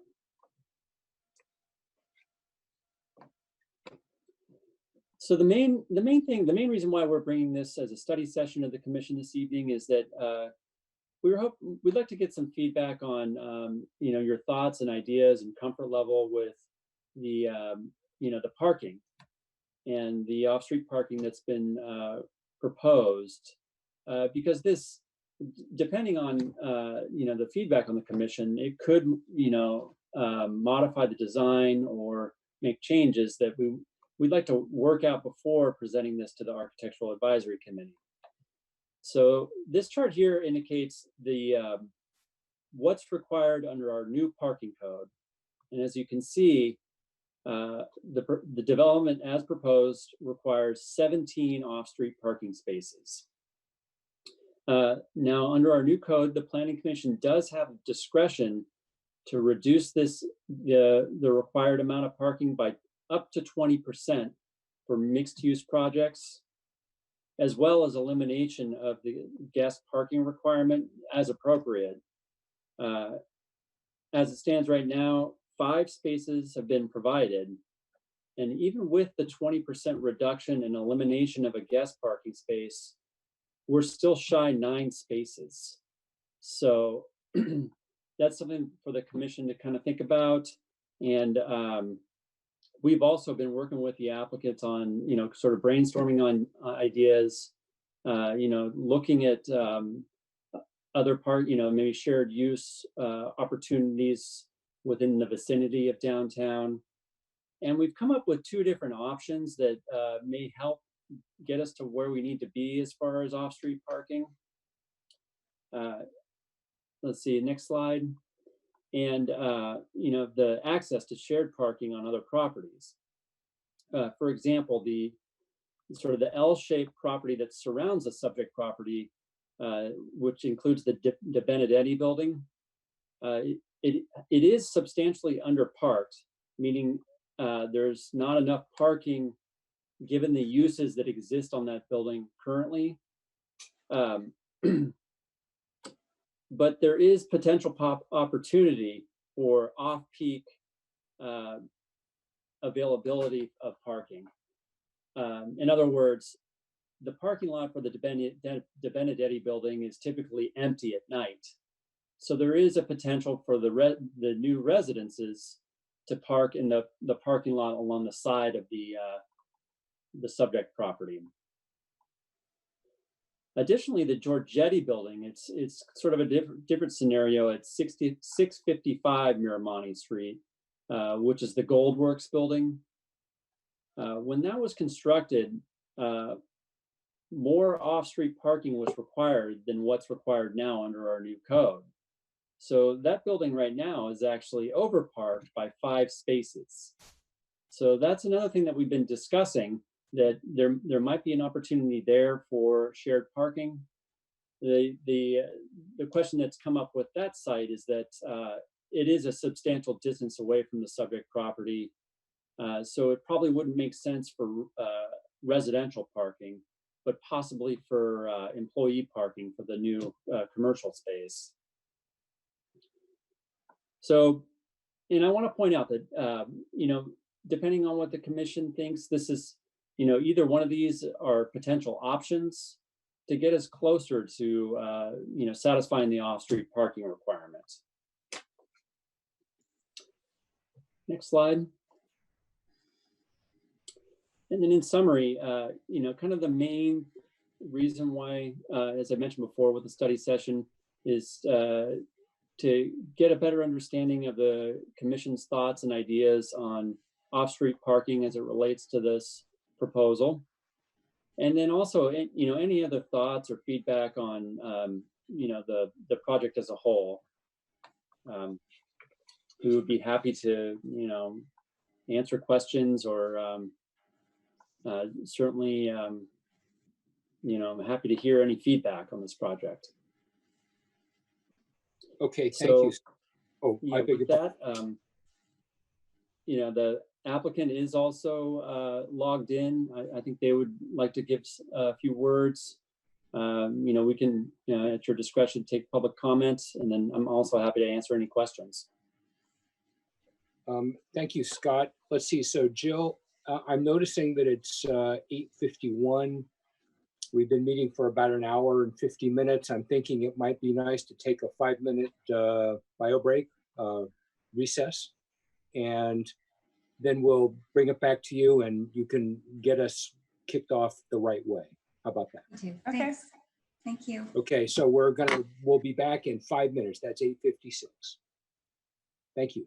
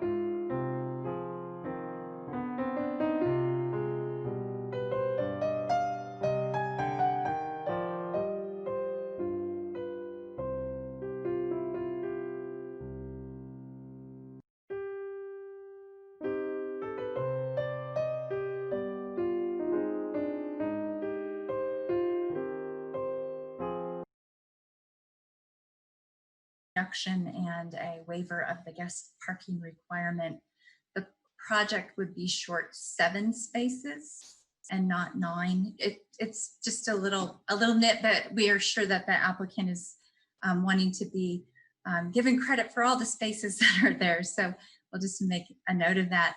Now, this particular project proposal is a really good one at punching into your new parking code.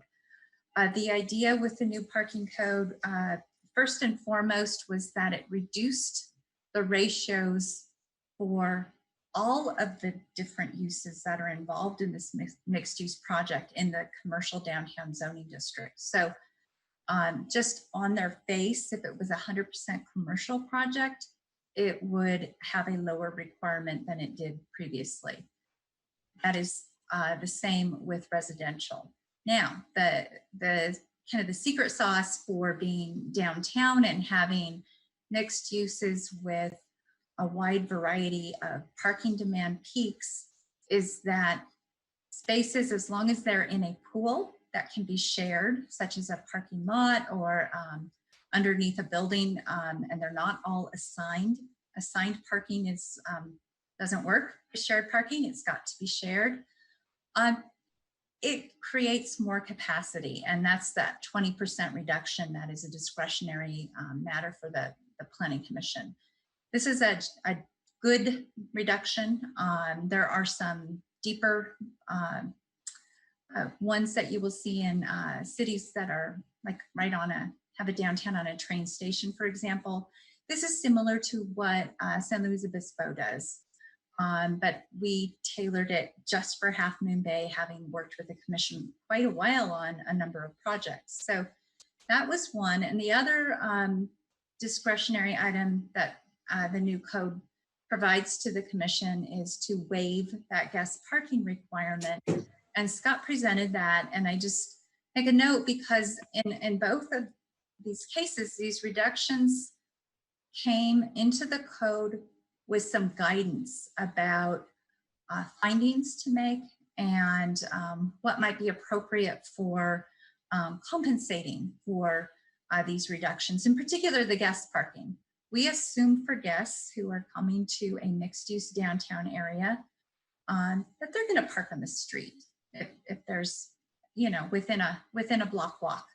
And they're probably not going to use a guest parking place that's in a parking lot anyway. So this is that's a feature, a thing that happens with residential development in this kind of development form.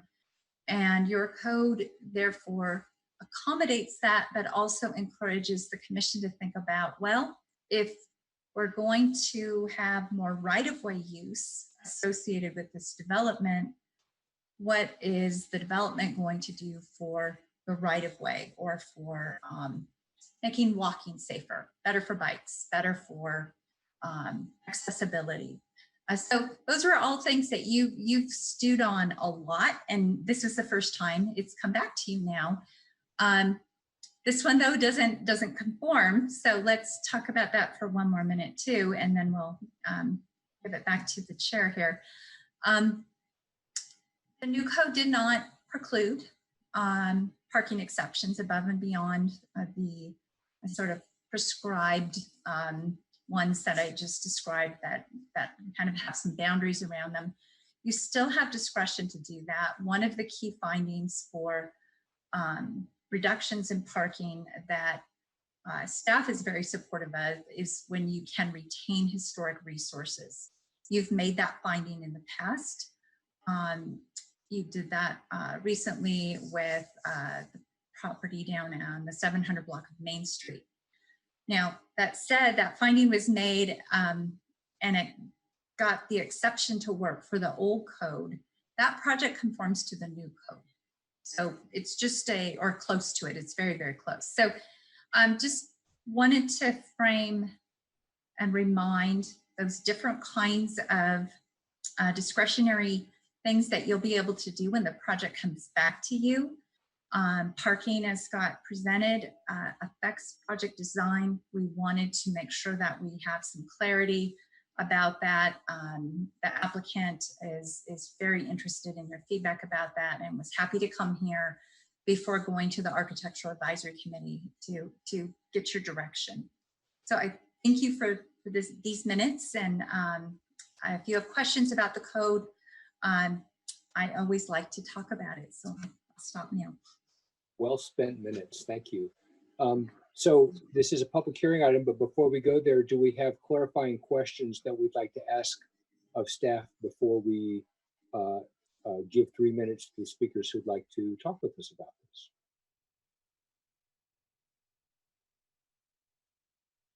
Just speak up if you. I have, Sure. this is Commissioner Polgar.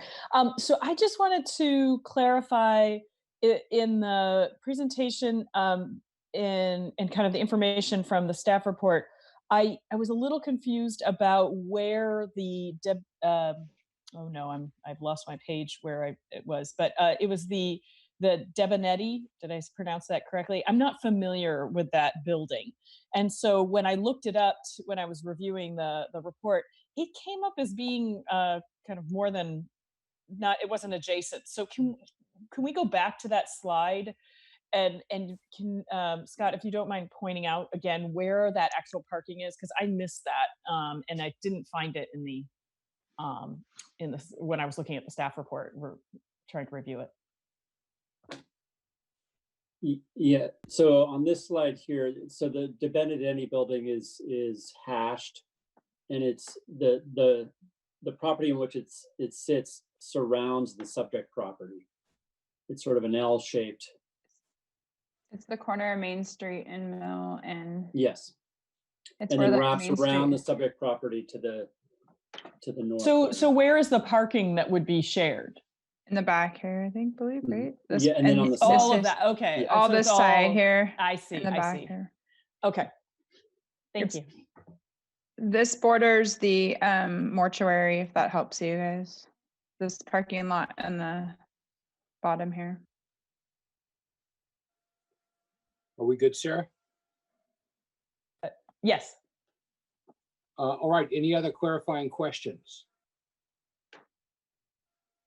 All right, so I'd like to invite the public to offer their thoughts, and that would include the applicant. Everybody gets 3 minutes, and it's gone well for that so far. So the public hearing is now open, and Bridget, who would like to weigh in? So I believe the applicant's representative is online and has raised his hand, so I'm gonna allow him to talk. Brian, you should be okay. Could unmute. There you go. Good evening, Brian. Okay. Hi, guys. Introduce myself briefly. First off, I want to thank staff. Jill and Scott have gotten us here. Online here today, also listening is Scott. With rather us is Rob Kulda, the builder we're going to use, and Herman Dieterich, who did the drawings. So just give you a little brief background on us. I'm Brian McNamara. I've been the general manager for Professional Peninsula Properties. It's a company owned by Joe Cotchett. We own a number of buildings in Half Moon Bay, the Giorgetti building where the Goldworks is, the building behind it, 625 Miramontes, 711, 717 Main. We built 719 Main last year.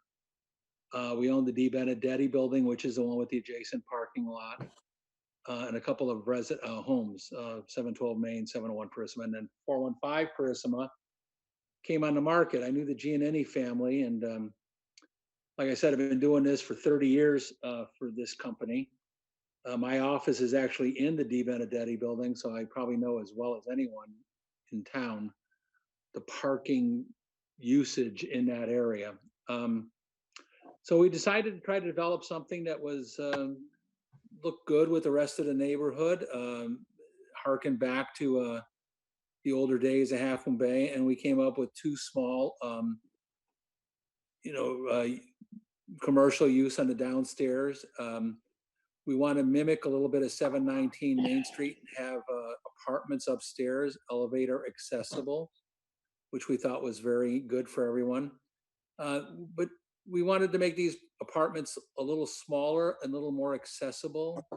You know, we hear there's a lot of people saying, geez, they really need to live in Half Moon Bay, you know, teachers and et cetera, but they can't afford the higher rents that are out there. So we're going to build, 5 units, we think, which would be great for the use. It's local. And then the issue then becomes parking. And I understand that. So Scott and Jill suggested, well, what else do we have to offer? And the Giorgetti building, we have 10 spots. Rarely are more than 3 ever used by the Goldworks or the upstairs tenant. And on paper, we have 5 extra units there. Now, it is a little a distance away, but there is, from a practical standpoint, some of the professional peninsula property people that are in the Di Benedetti building could park there. We could ask the retail people or the commercial people to park there. Moreover, sometimes having rented to tenants, residential tenants, you'll find someone that would really like a covered parking space, which is what that is. And they'll be happy to walk a block and a half to get to and from.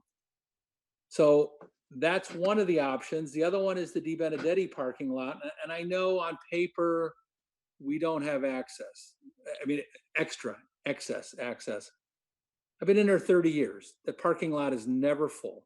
I mean, by the way the code's written, there's only enough parking for the sushi restaurant alone. But it's a 24-hour building that, for all intents and purposes, between 8 p.m. and 8 a.m.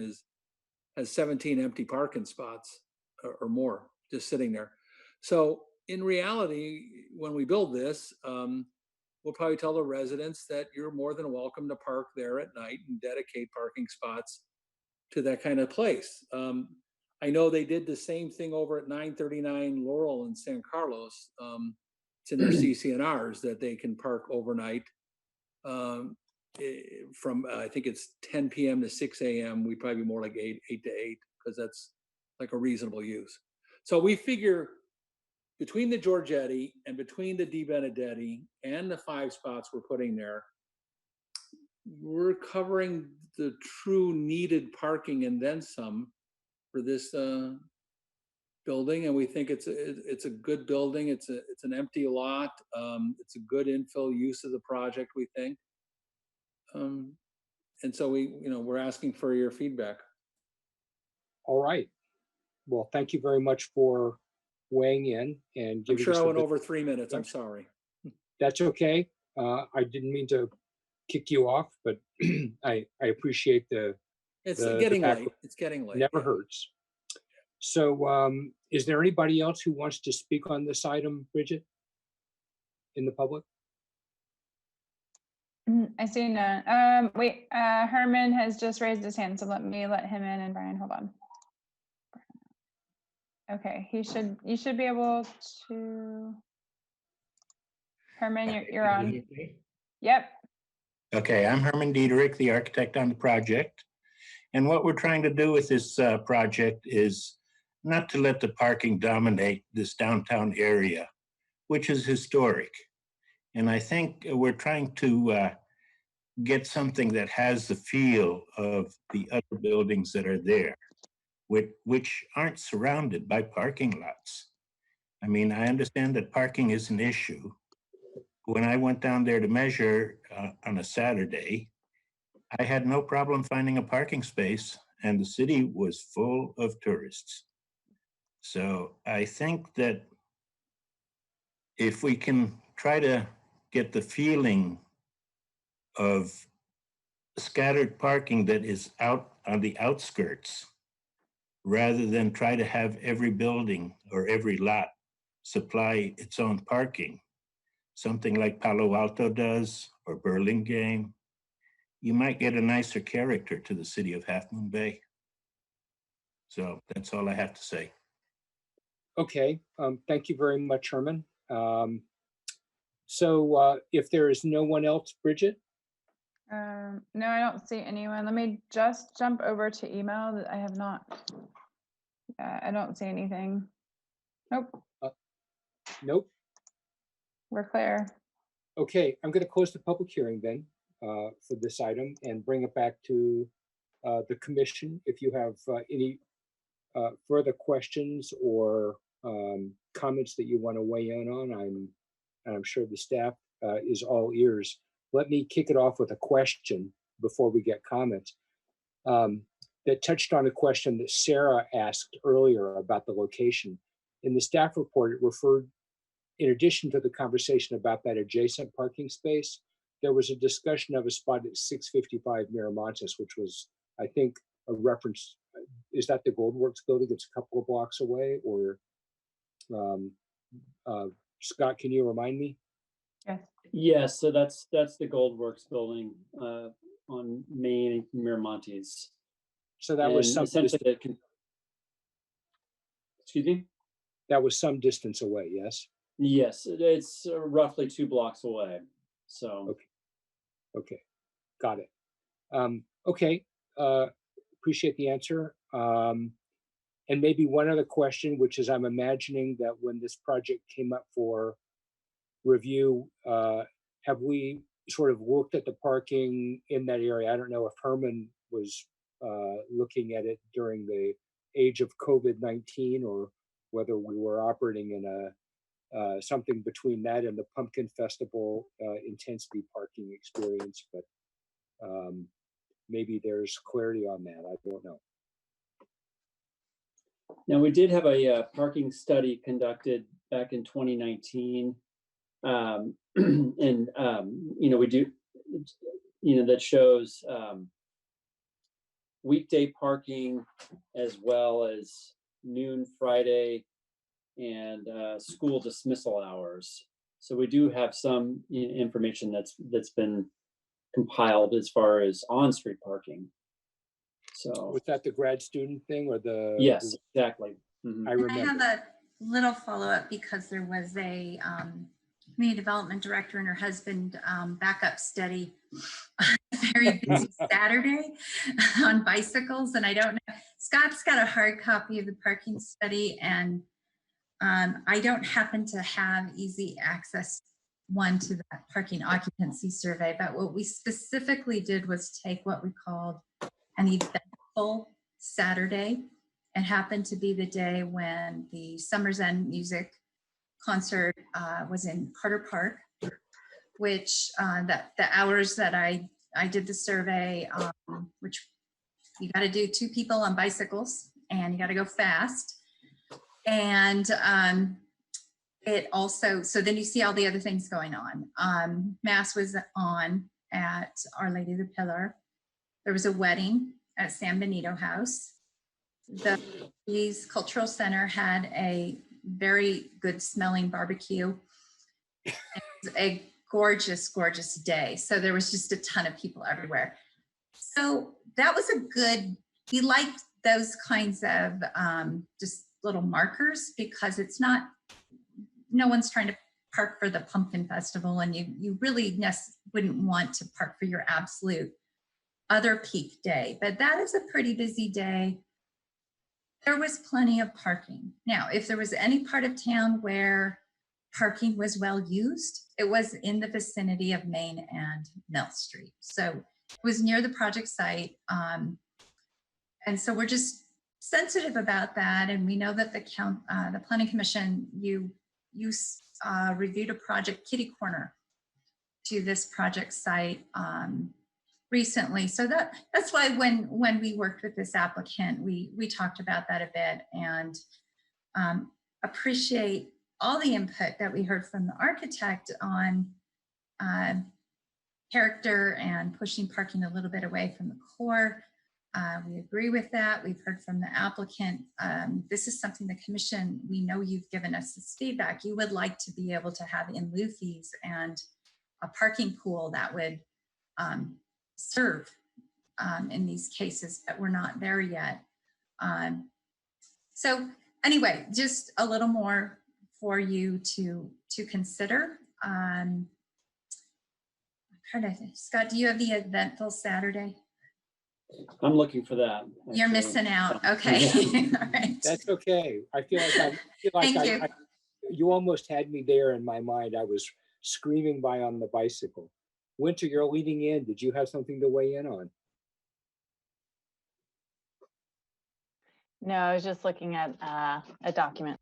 Fair enough, fair enough. All right, and I did not mean to suggest that I was skeptical about the data that was there. I appreciate the insight both from the public and from you. I just wanted to be sure I understood what the data was. So with that in mind, colleagues, what are your thoughts? Who would like to begin? The tree is not moving, but it's not surprising. Sarah?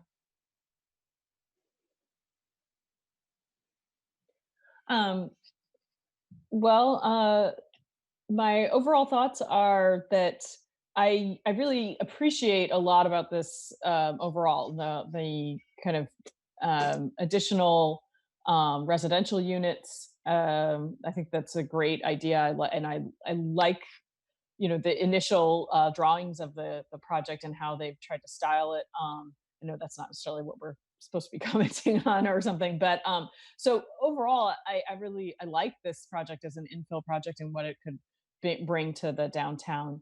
And I also appreciate the kind of the creativity in trying to look at how to better or utilize parking that may not be as kind of fully utilized nearby to help address the parking issues with this particular site. I will say though that with 5 residential units and having you know 4 regular parking spaces and 1 accessible parking space, I'm pretty concerned about that kind of ratio in terms of the residential overnight parking. And so it's just something to that I'm wondering if there's ways to increase that, even, you know, even 1 or 2 parking spaces on the site. I would I think partly because if there's an agreement for the parking in another lot, whichever of the ones, and it sounds like there might even be opportunity to use both other area lots for additional parking. But I just see that when the, you know, opportunity is to kind of park nearby, unless there's a requirement to, you know, you're supposed to park and you have to park kind of in those other lots, that they'll just be taking up the additional spots around the site. I don't know if that's an issue, but we have heard in other projects that have come before us on this kind of corner quite a bit from the neighbors about their concerns about parking. And so I'm just recalling that from previous project reviews and meetings, hearing from the neighbors about those concerns. And so that kind of raises a little bit of an alarm bell because of how few parking spaces are really being provided on site. But I'm definitely open to exploring, you know, different options to kind of help make this work. And I see the compatibility of shared parking. You know, it's just that if it's too far away, it could be kind of it may not really pan out as a good option. So those are my initial thoughts. I may have more after hearing what some of the other commissioners have to say. But for now, yeah. Okay, thank you. Brian? Yeah, thanks. Well, first, I'm really happy to see a project and a proposal for this corner going forward. Obviously, it's a critical and important corner, and there's been a lot of interest for a long time. So very glad to see that going forward. Yeah, you know, initially I look forward to, you know, reviewing more on the design, and I like the approach that's going forward thus far. I really appreciate, I forget the number, but the recently completed Main Street project across from Sacrilege. That seems to be a really nice project, and I think you know, looking at this and doing similar things, I think would be great. Regarding the parking, you know, I'm probably guilty of being a little bit less concerned about parking than maybe some of the other commissioners, and I'm relatively comfortable with considering that if there is other parking within the vicinity, and it's dedicated, and I'm certainly willing to consider that. And I certainly recognize that, yeah, once you get over around that corner, there are parking opportunities, and I've seen that on busy days, and I think you know, there are areas that I think continue to be underutilized for parking. So I think the trade-offs here are really, we have an important corner, and we can really maximize the project, maximize the just that corner. And if that means a trade-off of, you know, looking at some off-site dedicated parking, you know, I'm willing to consider it. And definitely interested in hearing what the other commissioners have to say, and would love to hear from more of the public and the community in that neighborhood, and just sort of, I want to take a look for myself about what the conditions are there, but certainly something I'm willing to entertain. And that's what I got for now. Thanks. Very good. Thank you, Brian. Steve. Thanks.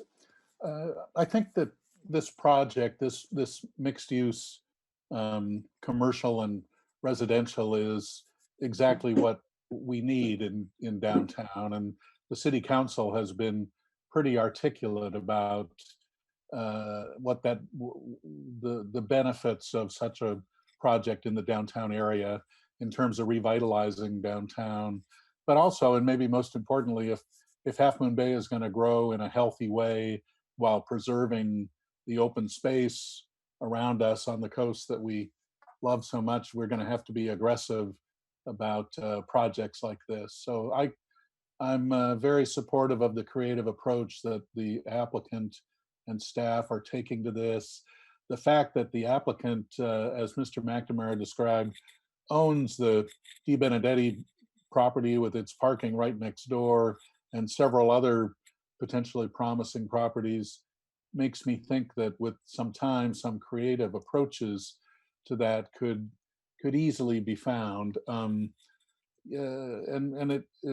of us, I think, residents and visitors in Half Moon Bay going forward are gonna have to be flexible, bend a little bit when it comes to our demands for parking. But I like the creativity of this, and I'd be because of the importance and the benefits of such a project, I'd be very in favor of continuing to look at that. I can't say much about any other issues with this project yet, except that the intent to have a design that sort of harkens back to the good old days of Half Moon Bay as articulated by the architect, that's certainly something to be excited about looking at down the road. Thank you. Okay. So I'll take a turn. I appreciate the input from staff as well as from the applicant and from the architect. It's early for me to react to the design. I pretty much focused on the parking question. So it's probably no secret to anyone on the broadcast that if I thought there was a way to make Half Moon Bay a walking community, and there was a parking facility you brought your car into when you got to town and you left it there until you used it a couple of days later, maybe for a trip, that would be just fine with me.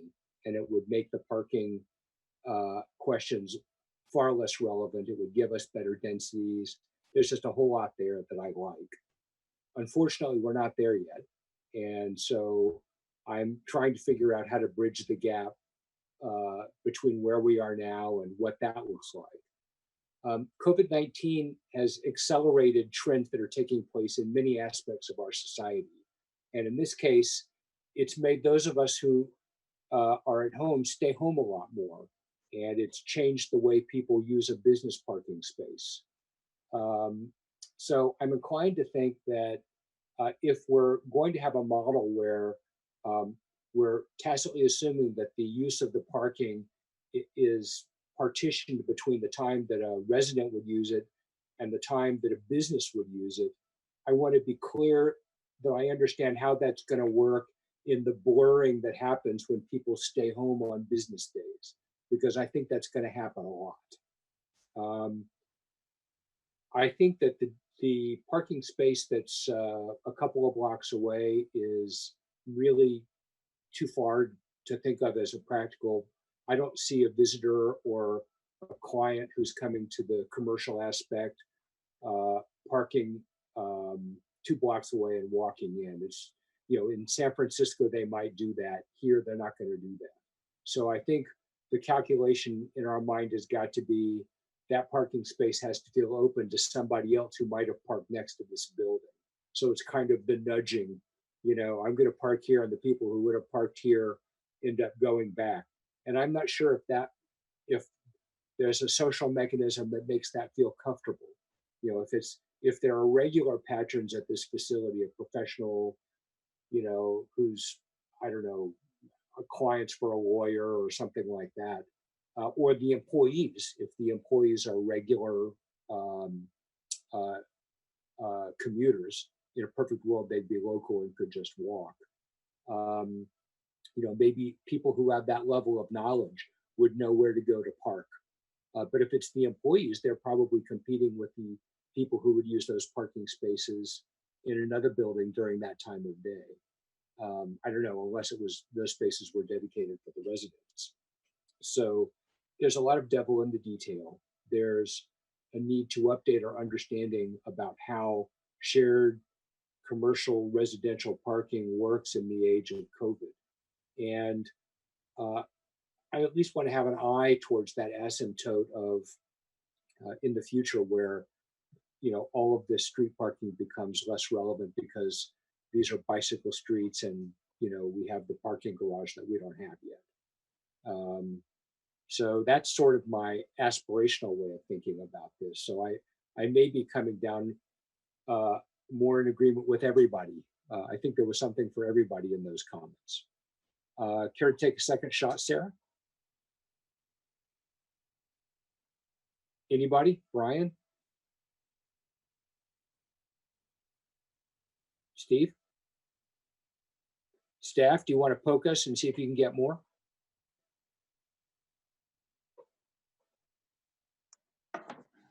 Scott, do you have any questions from the commission's discussion? I felt very comfortable with, I know there wasn't one pinpoint of an answer, but I feel very comfortable that we understand the broad direction.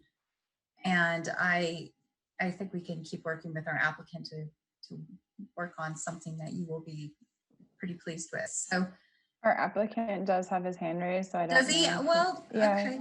I think it'd be good to make sure our applicant, this is, you know, he worked hard to get ready for the study session and to make sure he gets. We appreciate it. Okay, so we're reopening for a question from the applicant to poke a little bit. Brian, you're on. Hi, guys. Thank you. Hey, you cut in and out a bit, but I did catch 2 things. Commissioner Polgar, we do own that lot right next to it, and it is very empty, and we would be signing a reciprocal parking agreement that would travel with the ownership of the property. So it would be in perpetuity to let's say residents park there overnight like they did over on Laurel and San Carlos. And then Mr. Benjamin, you mentioned, and this you cut out quite a bit. I had to reconnect during you, but people staying at home and maybe thinking of the residents in the new building. But by the same hand, the whole second story of Di Benedetti is also offices. And during COVID, they're all staying home too.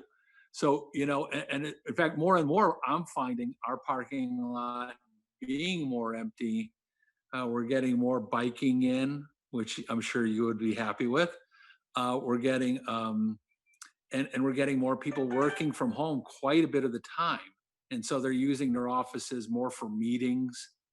And one of the offices just moved it over to a meeting room entirely because everyone works from home. So, you know, it's just a way to try to, I think, to put a nice building on there, and I appreciate all the feedback. Okay, thank you. And I realized that was Herman actually. So thank you for that. That was me. That's Brian. Oh, that was Brian. I'm sorry. Not only can I not speak, I can't hear. Yeah, that's It's Brian. I certainly want to be clear that I didn't mean to pose the era of COVID-19 as a roadblock to thinking here. It's just that it's a different way of thinking. And so I want to test the assumptions that went into the design. With respect to the adjacent parcel, is that the parking for MacDutra for the funeral home? No, No, it's separate. De Benedetti parking. Okay. Am I muted? No, you're not. You're on. You're live. Yeah, We no, can- actually next to us is the one that, there's the De Benedetti, and then actually the funeral home isn't not adjacent. There's another space between it There's an owned by alley. Jules Soifer that had once been Gilchrist Drugs, and now it's a bookstore. Yes. You know, and the other thing, quite frankly, I don't have a problem telling the commercial people that, you know, your parking is the Giorgetti building, and you know that's part of the lease. You know, so even though it's a couple of blocks away, that's your choice. I see. I see. And it being covered secured parking with a gate, people like it. And one other thing I did, it's not in the plan, but we've been talking about if we were to do this and let the residents park at the De Benedetti overnight, we'd probably put in some sort of secure gate that would allow, make sure nobody else is using it other than them. So their spots would be dedicated and nobody else would be slipping in on them. Well, it sounds like we have some. Like a lift gate you see at the airport, you know. Right, right. Machine gun turrets. I know what you're talking about. So, yeah, so I think exactly. You know, there's some interesting thinking going on here. I like the creativity, and you know, if there's a way that it can, you know, if there are breadcrumbs for a future that is less dependent on cars, so much the better. But you know, it sounds like staff has what they need to move forward with the project right now. Is that correct? Okay, so we'll get the. I think we closed the public hearing already officially, so no need. And I don't think you're asking for any action. Is that correct? Yes, that's correct. Just feedback at this point. So. All right. Anybody else? Any last minute stuff? All right. In that case, we'll continue with our meeting. That concluded our public hearing items. The next item is the director's report. So Jill, it's you again. Thank you very much. Thank you for Commission for tackling your highly varied agenda tonight. We really appreciate your review and your input in particular on this last item. All right, you have a busy forecast of meetings coming up. July 28th, you will have a study session on the local coastal land use plan. It's coming back to you. We are getting it ready to be put out early next week is our target. And the study session would start, I think Bridget was polling you. We'd like to start it earlier because there's a lot and we get tired and you get tired and our public gets tired, and we want to make sure that people can give their input while we're a little bit earlier in the evening if possible. Is it okay with the commission to start at 6 o'clock on the 28th? Show of thumbs up. Yeah, I heard from everyone here. Yeah, 6 o'clock. Excellent. Okay. Great. We're picking up a new trick from the city council. It seems to be working well for them with they're having study sessions before their regular agenda, and it's been a nice way to get more business done while we're not having to commute to the AdCoc and the EOC, and we can just get right into our meetings. So thank you for that. You know that on August 11th, you will see PG&E again because you just continued that item to that date. We don't have anything else scheduled there. We'll see if anything else is ready, but we're quite busy with the load we have. So I think that's what you'll be doing. August 25th is the public hearing for the land use plan. So it's a month after your study session. We are hoping that this amount of time will help you really get acquainted with the changes in the document. We'll do our best to give a very deep dive and a tour of the plan update on July 28th, and then be as prepared as possible on August 25th. And we're looking forward to this. Scott's got a couple projects to bring to you on September 8th. They're single family homes. They both have environmental review documents. Because you're going to have a lot of reading with the land use plan, we'll probably hold off giving you the ISMNDs for those two items. But let us know if you have a preference. If you needed summer reading, we are the solution for you. I think we'll have enough. Yeah, you will, because on September 22nd, we're targeting the Hyatt draft environmental impact report meeting. So you will have a draft EIR in its circulation period, which is when we have a hearing with the commission to get public input on the draft so that we can then respond to comments and prepare a final EIR. We have not slated a date for the final EIR. We have to see the range of comments that we receive. But, so you have a plan, 2 ISMNDs for single family homes, and an EIR coming your way. And there's more in the fall, but I think we should stop there. I think Scott's nodding because he's been cooking a lot of things in the background for you. All right, let's look at what other groups are doing. Your city council, you heard from John Dowdy tonight. On the 21st, in a week, they will have a study session, and I can't recall the start time. I apologize. It's either 5:30 or 6. But it's a study session about neighborhood parking and coastal access, and it goes all around and beyond the topic that you were looking at tonight with your coastal development permit. So if you're interested in that, I encourage you to take a look. We also, by the way, have a grant application. Council will be hopefully authorizing us to seek the $65,000 grant fund. It's called the LEAP grant. It is through the state of California LEDGE funding through Housing and Community Development Department. It will support our next round housing element. It's enough money to pay for just about the whole housing element. It's a wonderful connection to the work that you've been doing on the land use plan, and the timing is really sequenced nicely. So we expect to get all of that funding. We also were asked to have a presentation to City Council at their meeting on August 18th regarding the regional housing needs allocation that we refer to as RHNA, the methodology. Right now, the ABAG, your Association of Bay Area Governments, the regional governance, has just received the RHNA for the region. It's 2.3 times higher than the last housing element period. The housing element that we're in right now, we refer to as cycle 5. It runs from 2015 to 2023. Housing elements need to be done in 2022 to get through certification on time. So that's why we're going to start a housing element when we're done with the land use plan. And caring about the RHNA methodology and understanding it is important to you. It's important to council.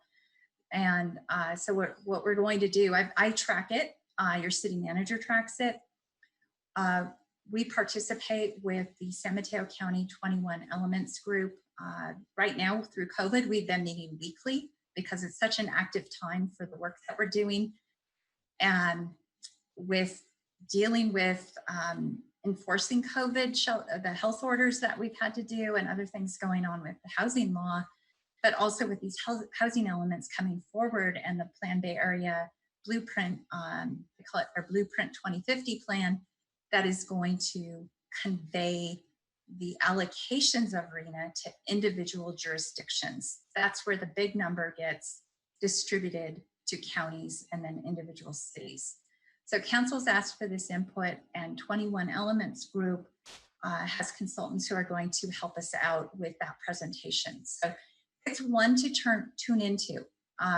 We're really pleased to have that support through that group, and there's a lot to learn there. They're great with Q&A, so if you've been curious about how all this works, I'd recommend that. Let's see here. We need to also plan for council to consider requests that are coming in now for transfers of Measure D allocations. All of the Measure D allocations, as the commission knows, for outside of downtown were already put out in, you confirmed it, it was in March or April. And so we have no more allocations outside of downtown. Per the local coastal land use plan, or excuse me, the zoning code. In fact, that's not even right. This little set of regulations is in your subdivision ordinance. Is that right, Scott? I'll pin it down eventually. Per that code, council can consider transfers in September. Last year, they adopted a resolution that outlines the process for doing that. And so we will follow their adopted process and bring them those applications. And we're targeting September, their second September meeting, September 15th. We also, of course, will be scheduling the hearings with City Council when we can get a good sense of the Planning Commission's completing their recommendation on the land use plan. We want to bring it to Council as soon as possible.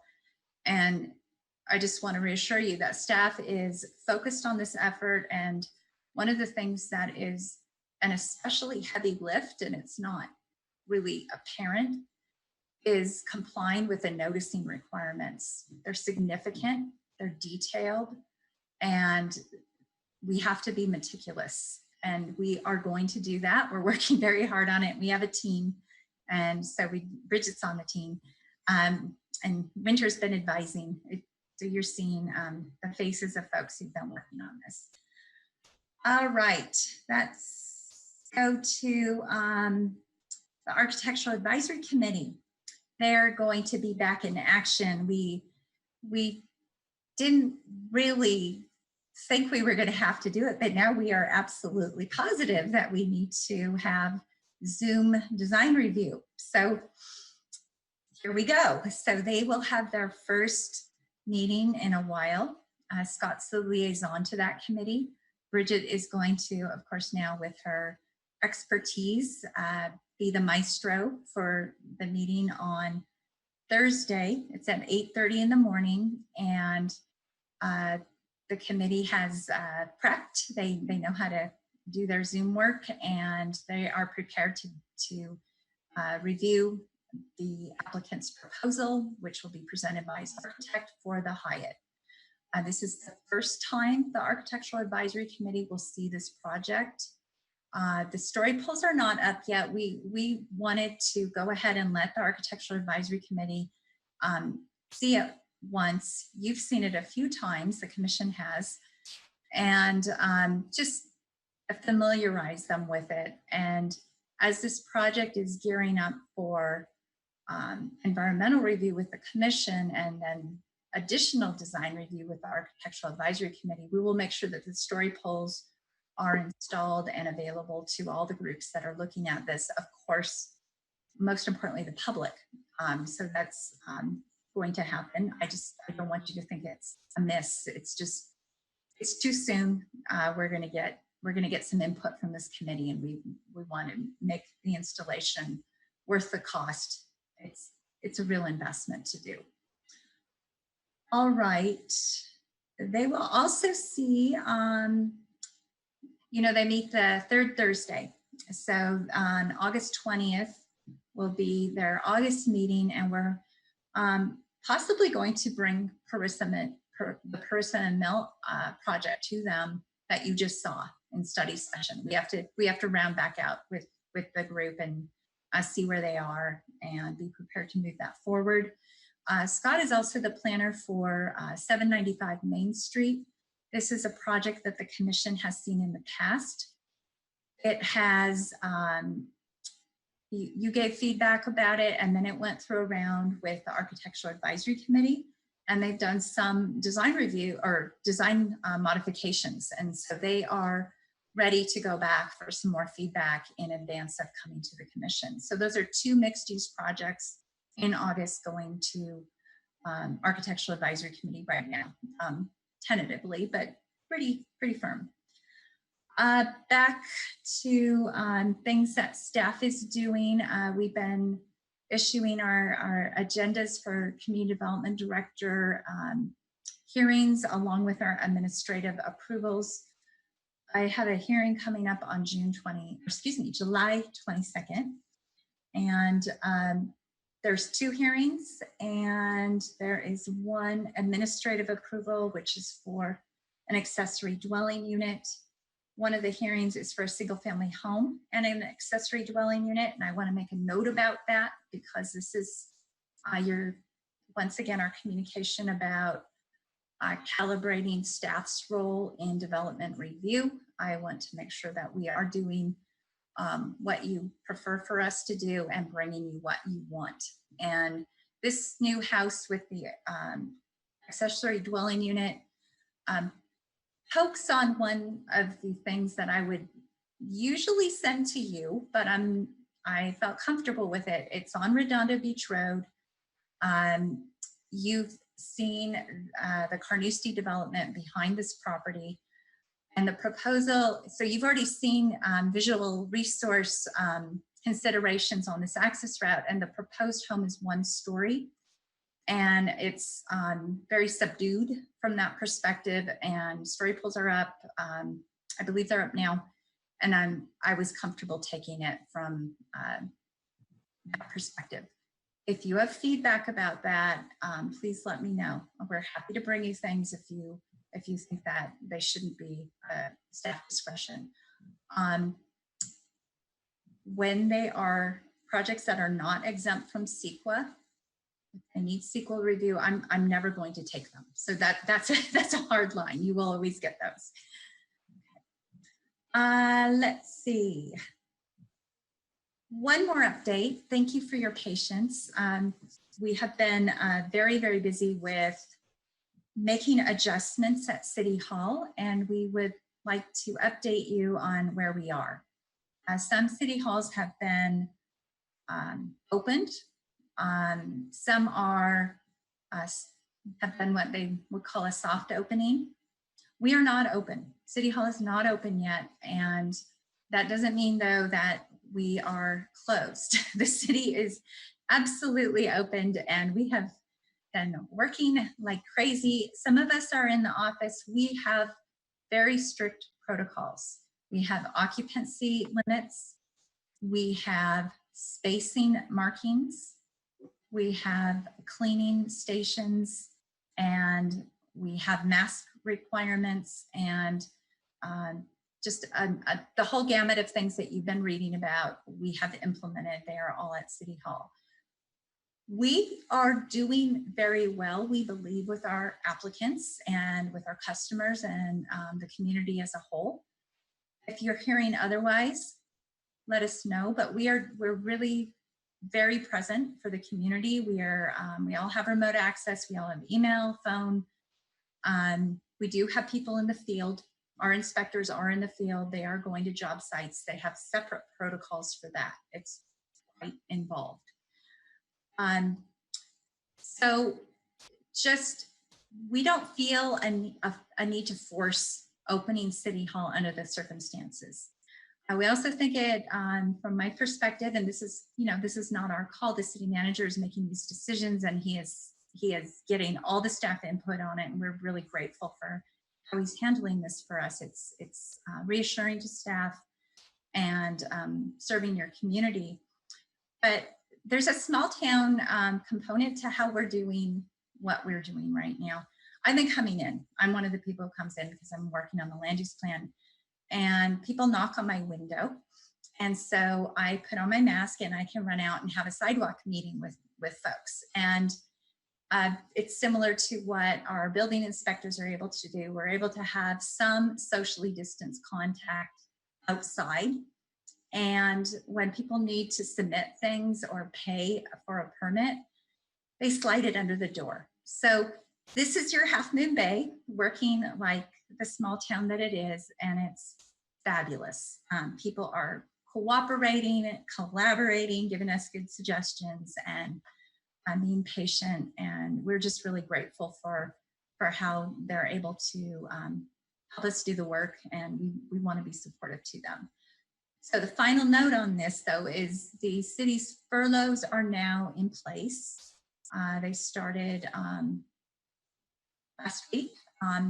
City Hall is closed on Friday, and the city is closed on Friday, except for the folks who need to be in the field. So your staff are really not going to be available on Friday. Our furlough is 10%, and just about everybody's going to do 4 9s. A couple folks are going to keep with 8s, and they'll work every other Friday, but it won't be terribly apparent because they're at home. So we're managing that to make sure it works for everybody. People are still struggling as employees everywhere with childcare and other stressors right now. So we're trying to be as flexible as we can while still putting in the full load of work that needs to be done. So our hours are 8:30 to 5, Monday through Thursday. Our building inspector is available those days. We are scheduling special inspections on Fridays as needed for things that are especially complex, and they take a lot more time because of the COVID protocols.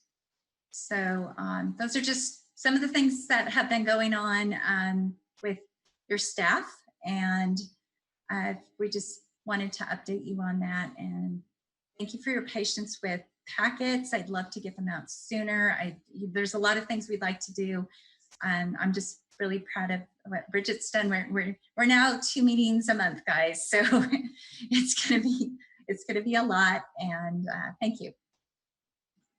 So as I said at the beginning of the meeting, we feel so grateful that staff has kept us safe. And I know I speak for my colleagues and say, we're glad that you are taking the steps that you need to be safe. And although we miss the contact face to face like the rest of society, it's comforting to know that you're doing so well at taking care of yourselves. So thank you for that. That doesn't go just for Jill, that goes for all of you, Winter, Scott, Bridget, everybody. We really appreciate it. Other than wondering when it is that Jill sleeps, does anyone have any questions on the director's report? I have one. So if we wanted to log in, zoom into the meeting, say an architectural review for a hypothetical hotel, say, would we, if 3 of us show up on Zoom, is it a meeting? Does it need to be noticed? I would say that let me look into it and get back to you. My sense is that if you are just observers and you're not carrying on a conversation through the meeting, that would not be a meeting, even if 3 or more of you show up. Sort of like when you attend a conference and we tell you don't talk about city business while you're there, and then you're fine. But I will, I'll just confirm that and get back to Jill, and if there's any further caution, she can let you know. Yeah, or if we need to notice, whatever it is great. I just, it seems like that's a subject that could be sensitive, and I don't know about you, but I'm thinking I'm going to try to make that Hyatt thing. And if others might do the same, I want to just keep us out of harm's way. Let's see, by now I know we've all filed our Form 700, so what's left? Oh, taxes, that's right. So any other questions, anybody? Yeah, and they would just like note that you guys would all be attendees too. So I don't know if that changes anything. Winter, they wouldn't be like part of the panelists like we are tonight. So they can only view themselves and nobody else. So, and I turned off the chat. So I don't know if that changes anything on your end, but sounds like there might not be an opportunity to make it into a meeting. So, but I'll look into it and get back. Yeah, just, yeah, for sure. Thank you. Just a note, Commissioner Holt, just his connection has failed. And so he's understanding the meeting is ending. He's not going to struggle with it anymore. Okay. He can go quietly. Rest Yes. comfortably. That's so morbid. Absent Commissioner Holt, does anybody have any planning commission communications? I'm seeing none from you guys, so I would like a motion to adjourn, please. I move we adjourn. Is that okay I'll with you, Sarah? second. Okay, Yes. we're out. Thank you. Take care, everybody. Thanks, everyone. Thank you. Well. Very good. Spock out.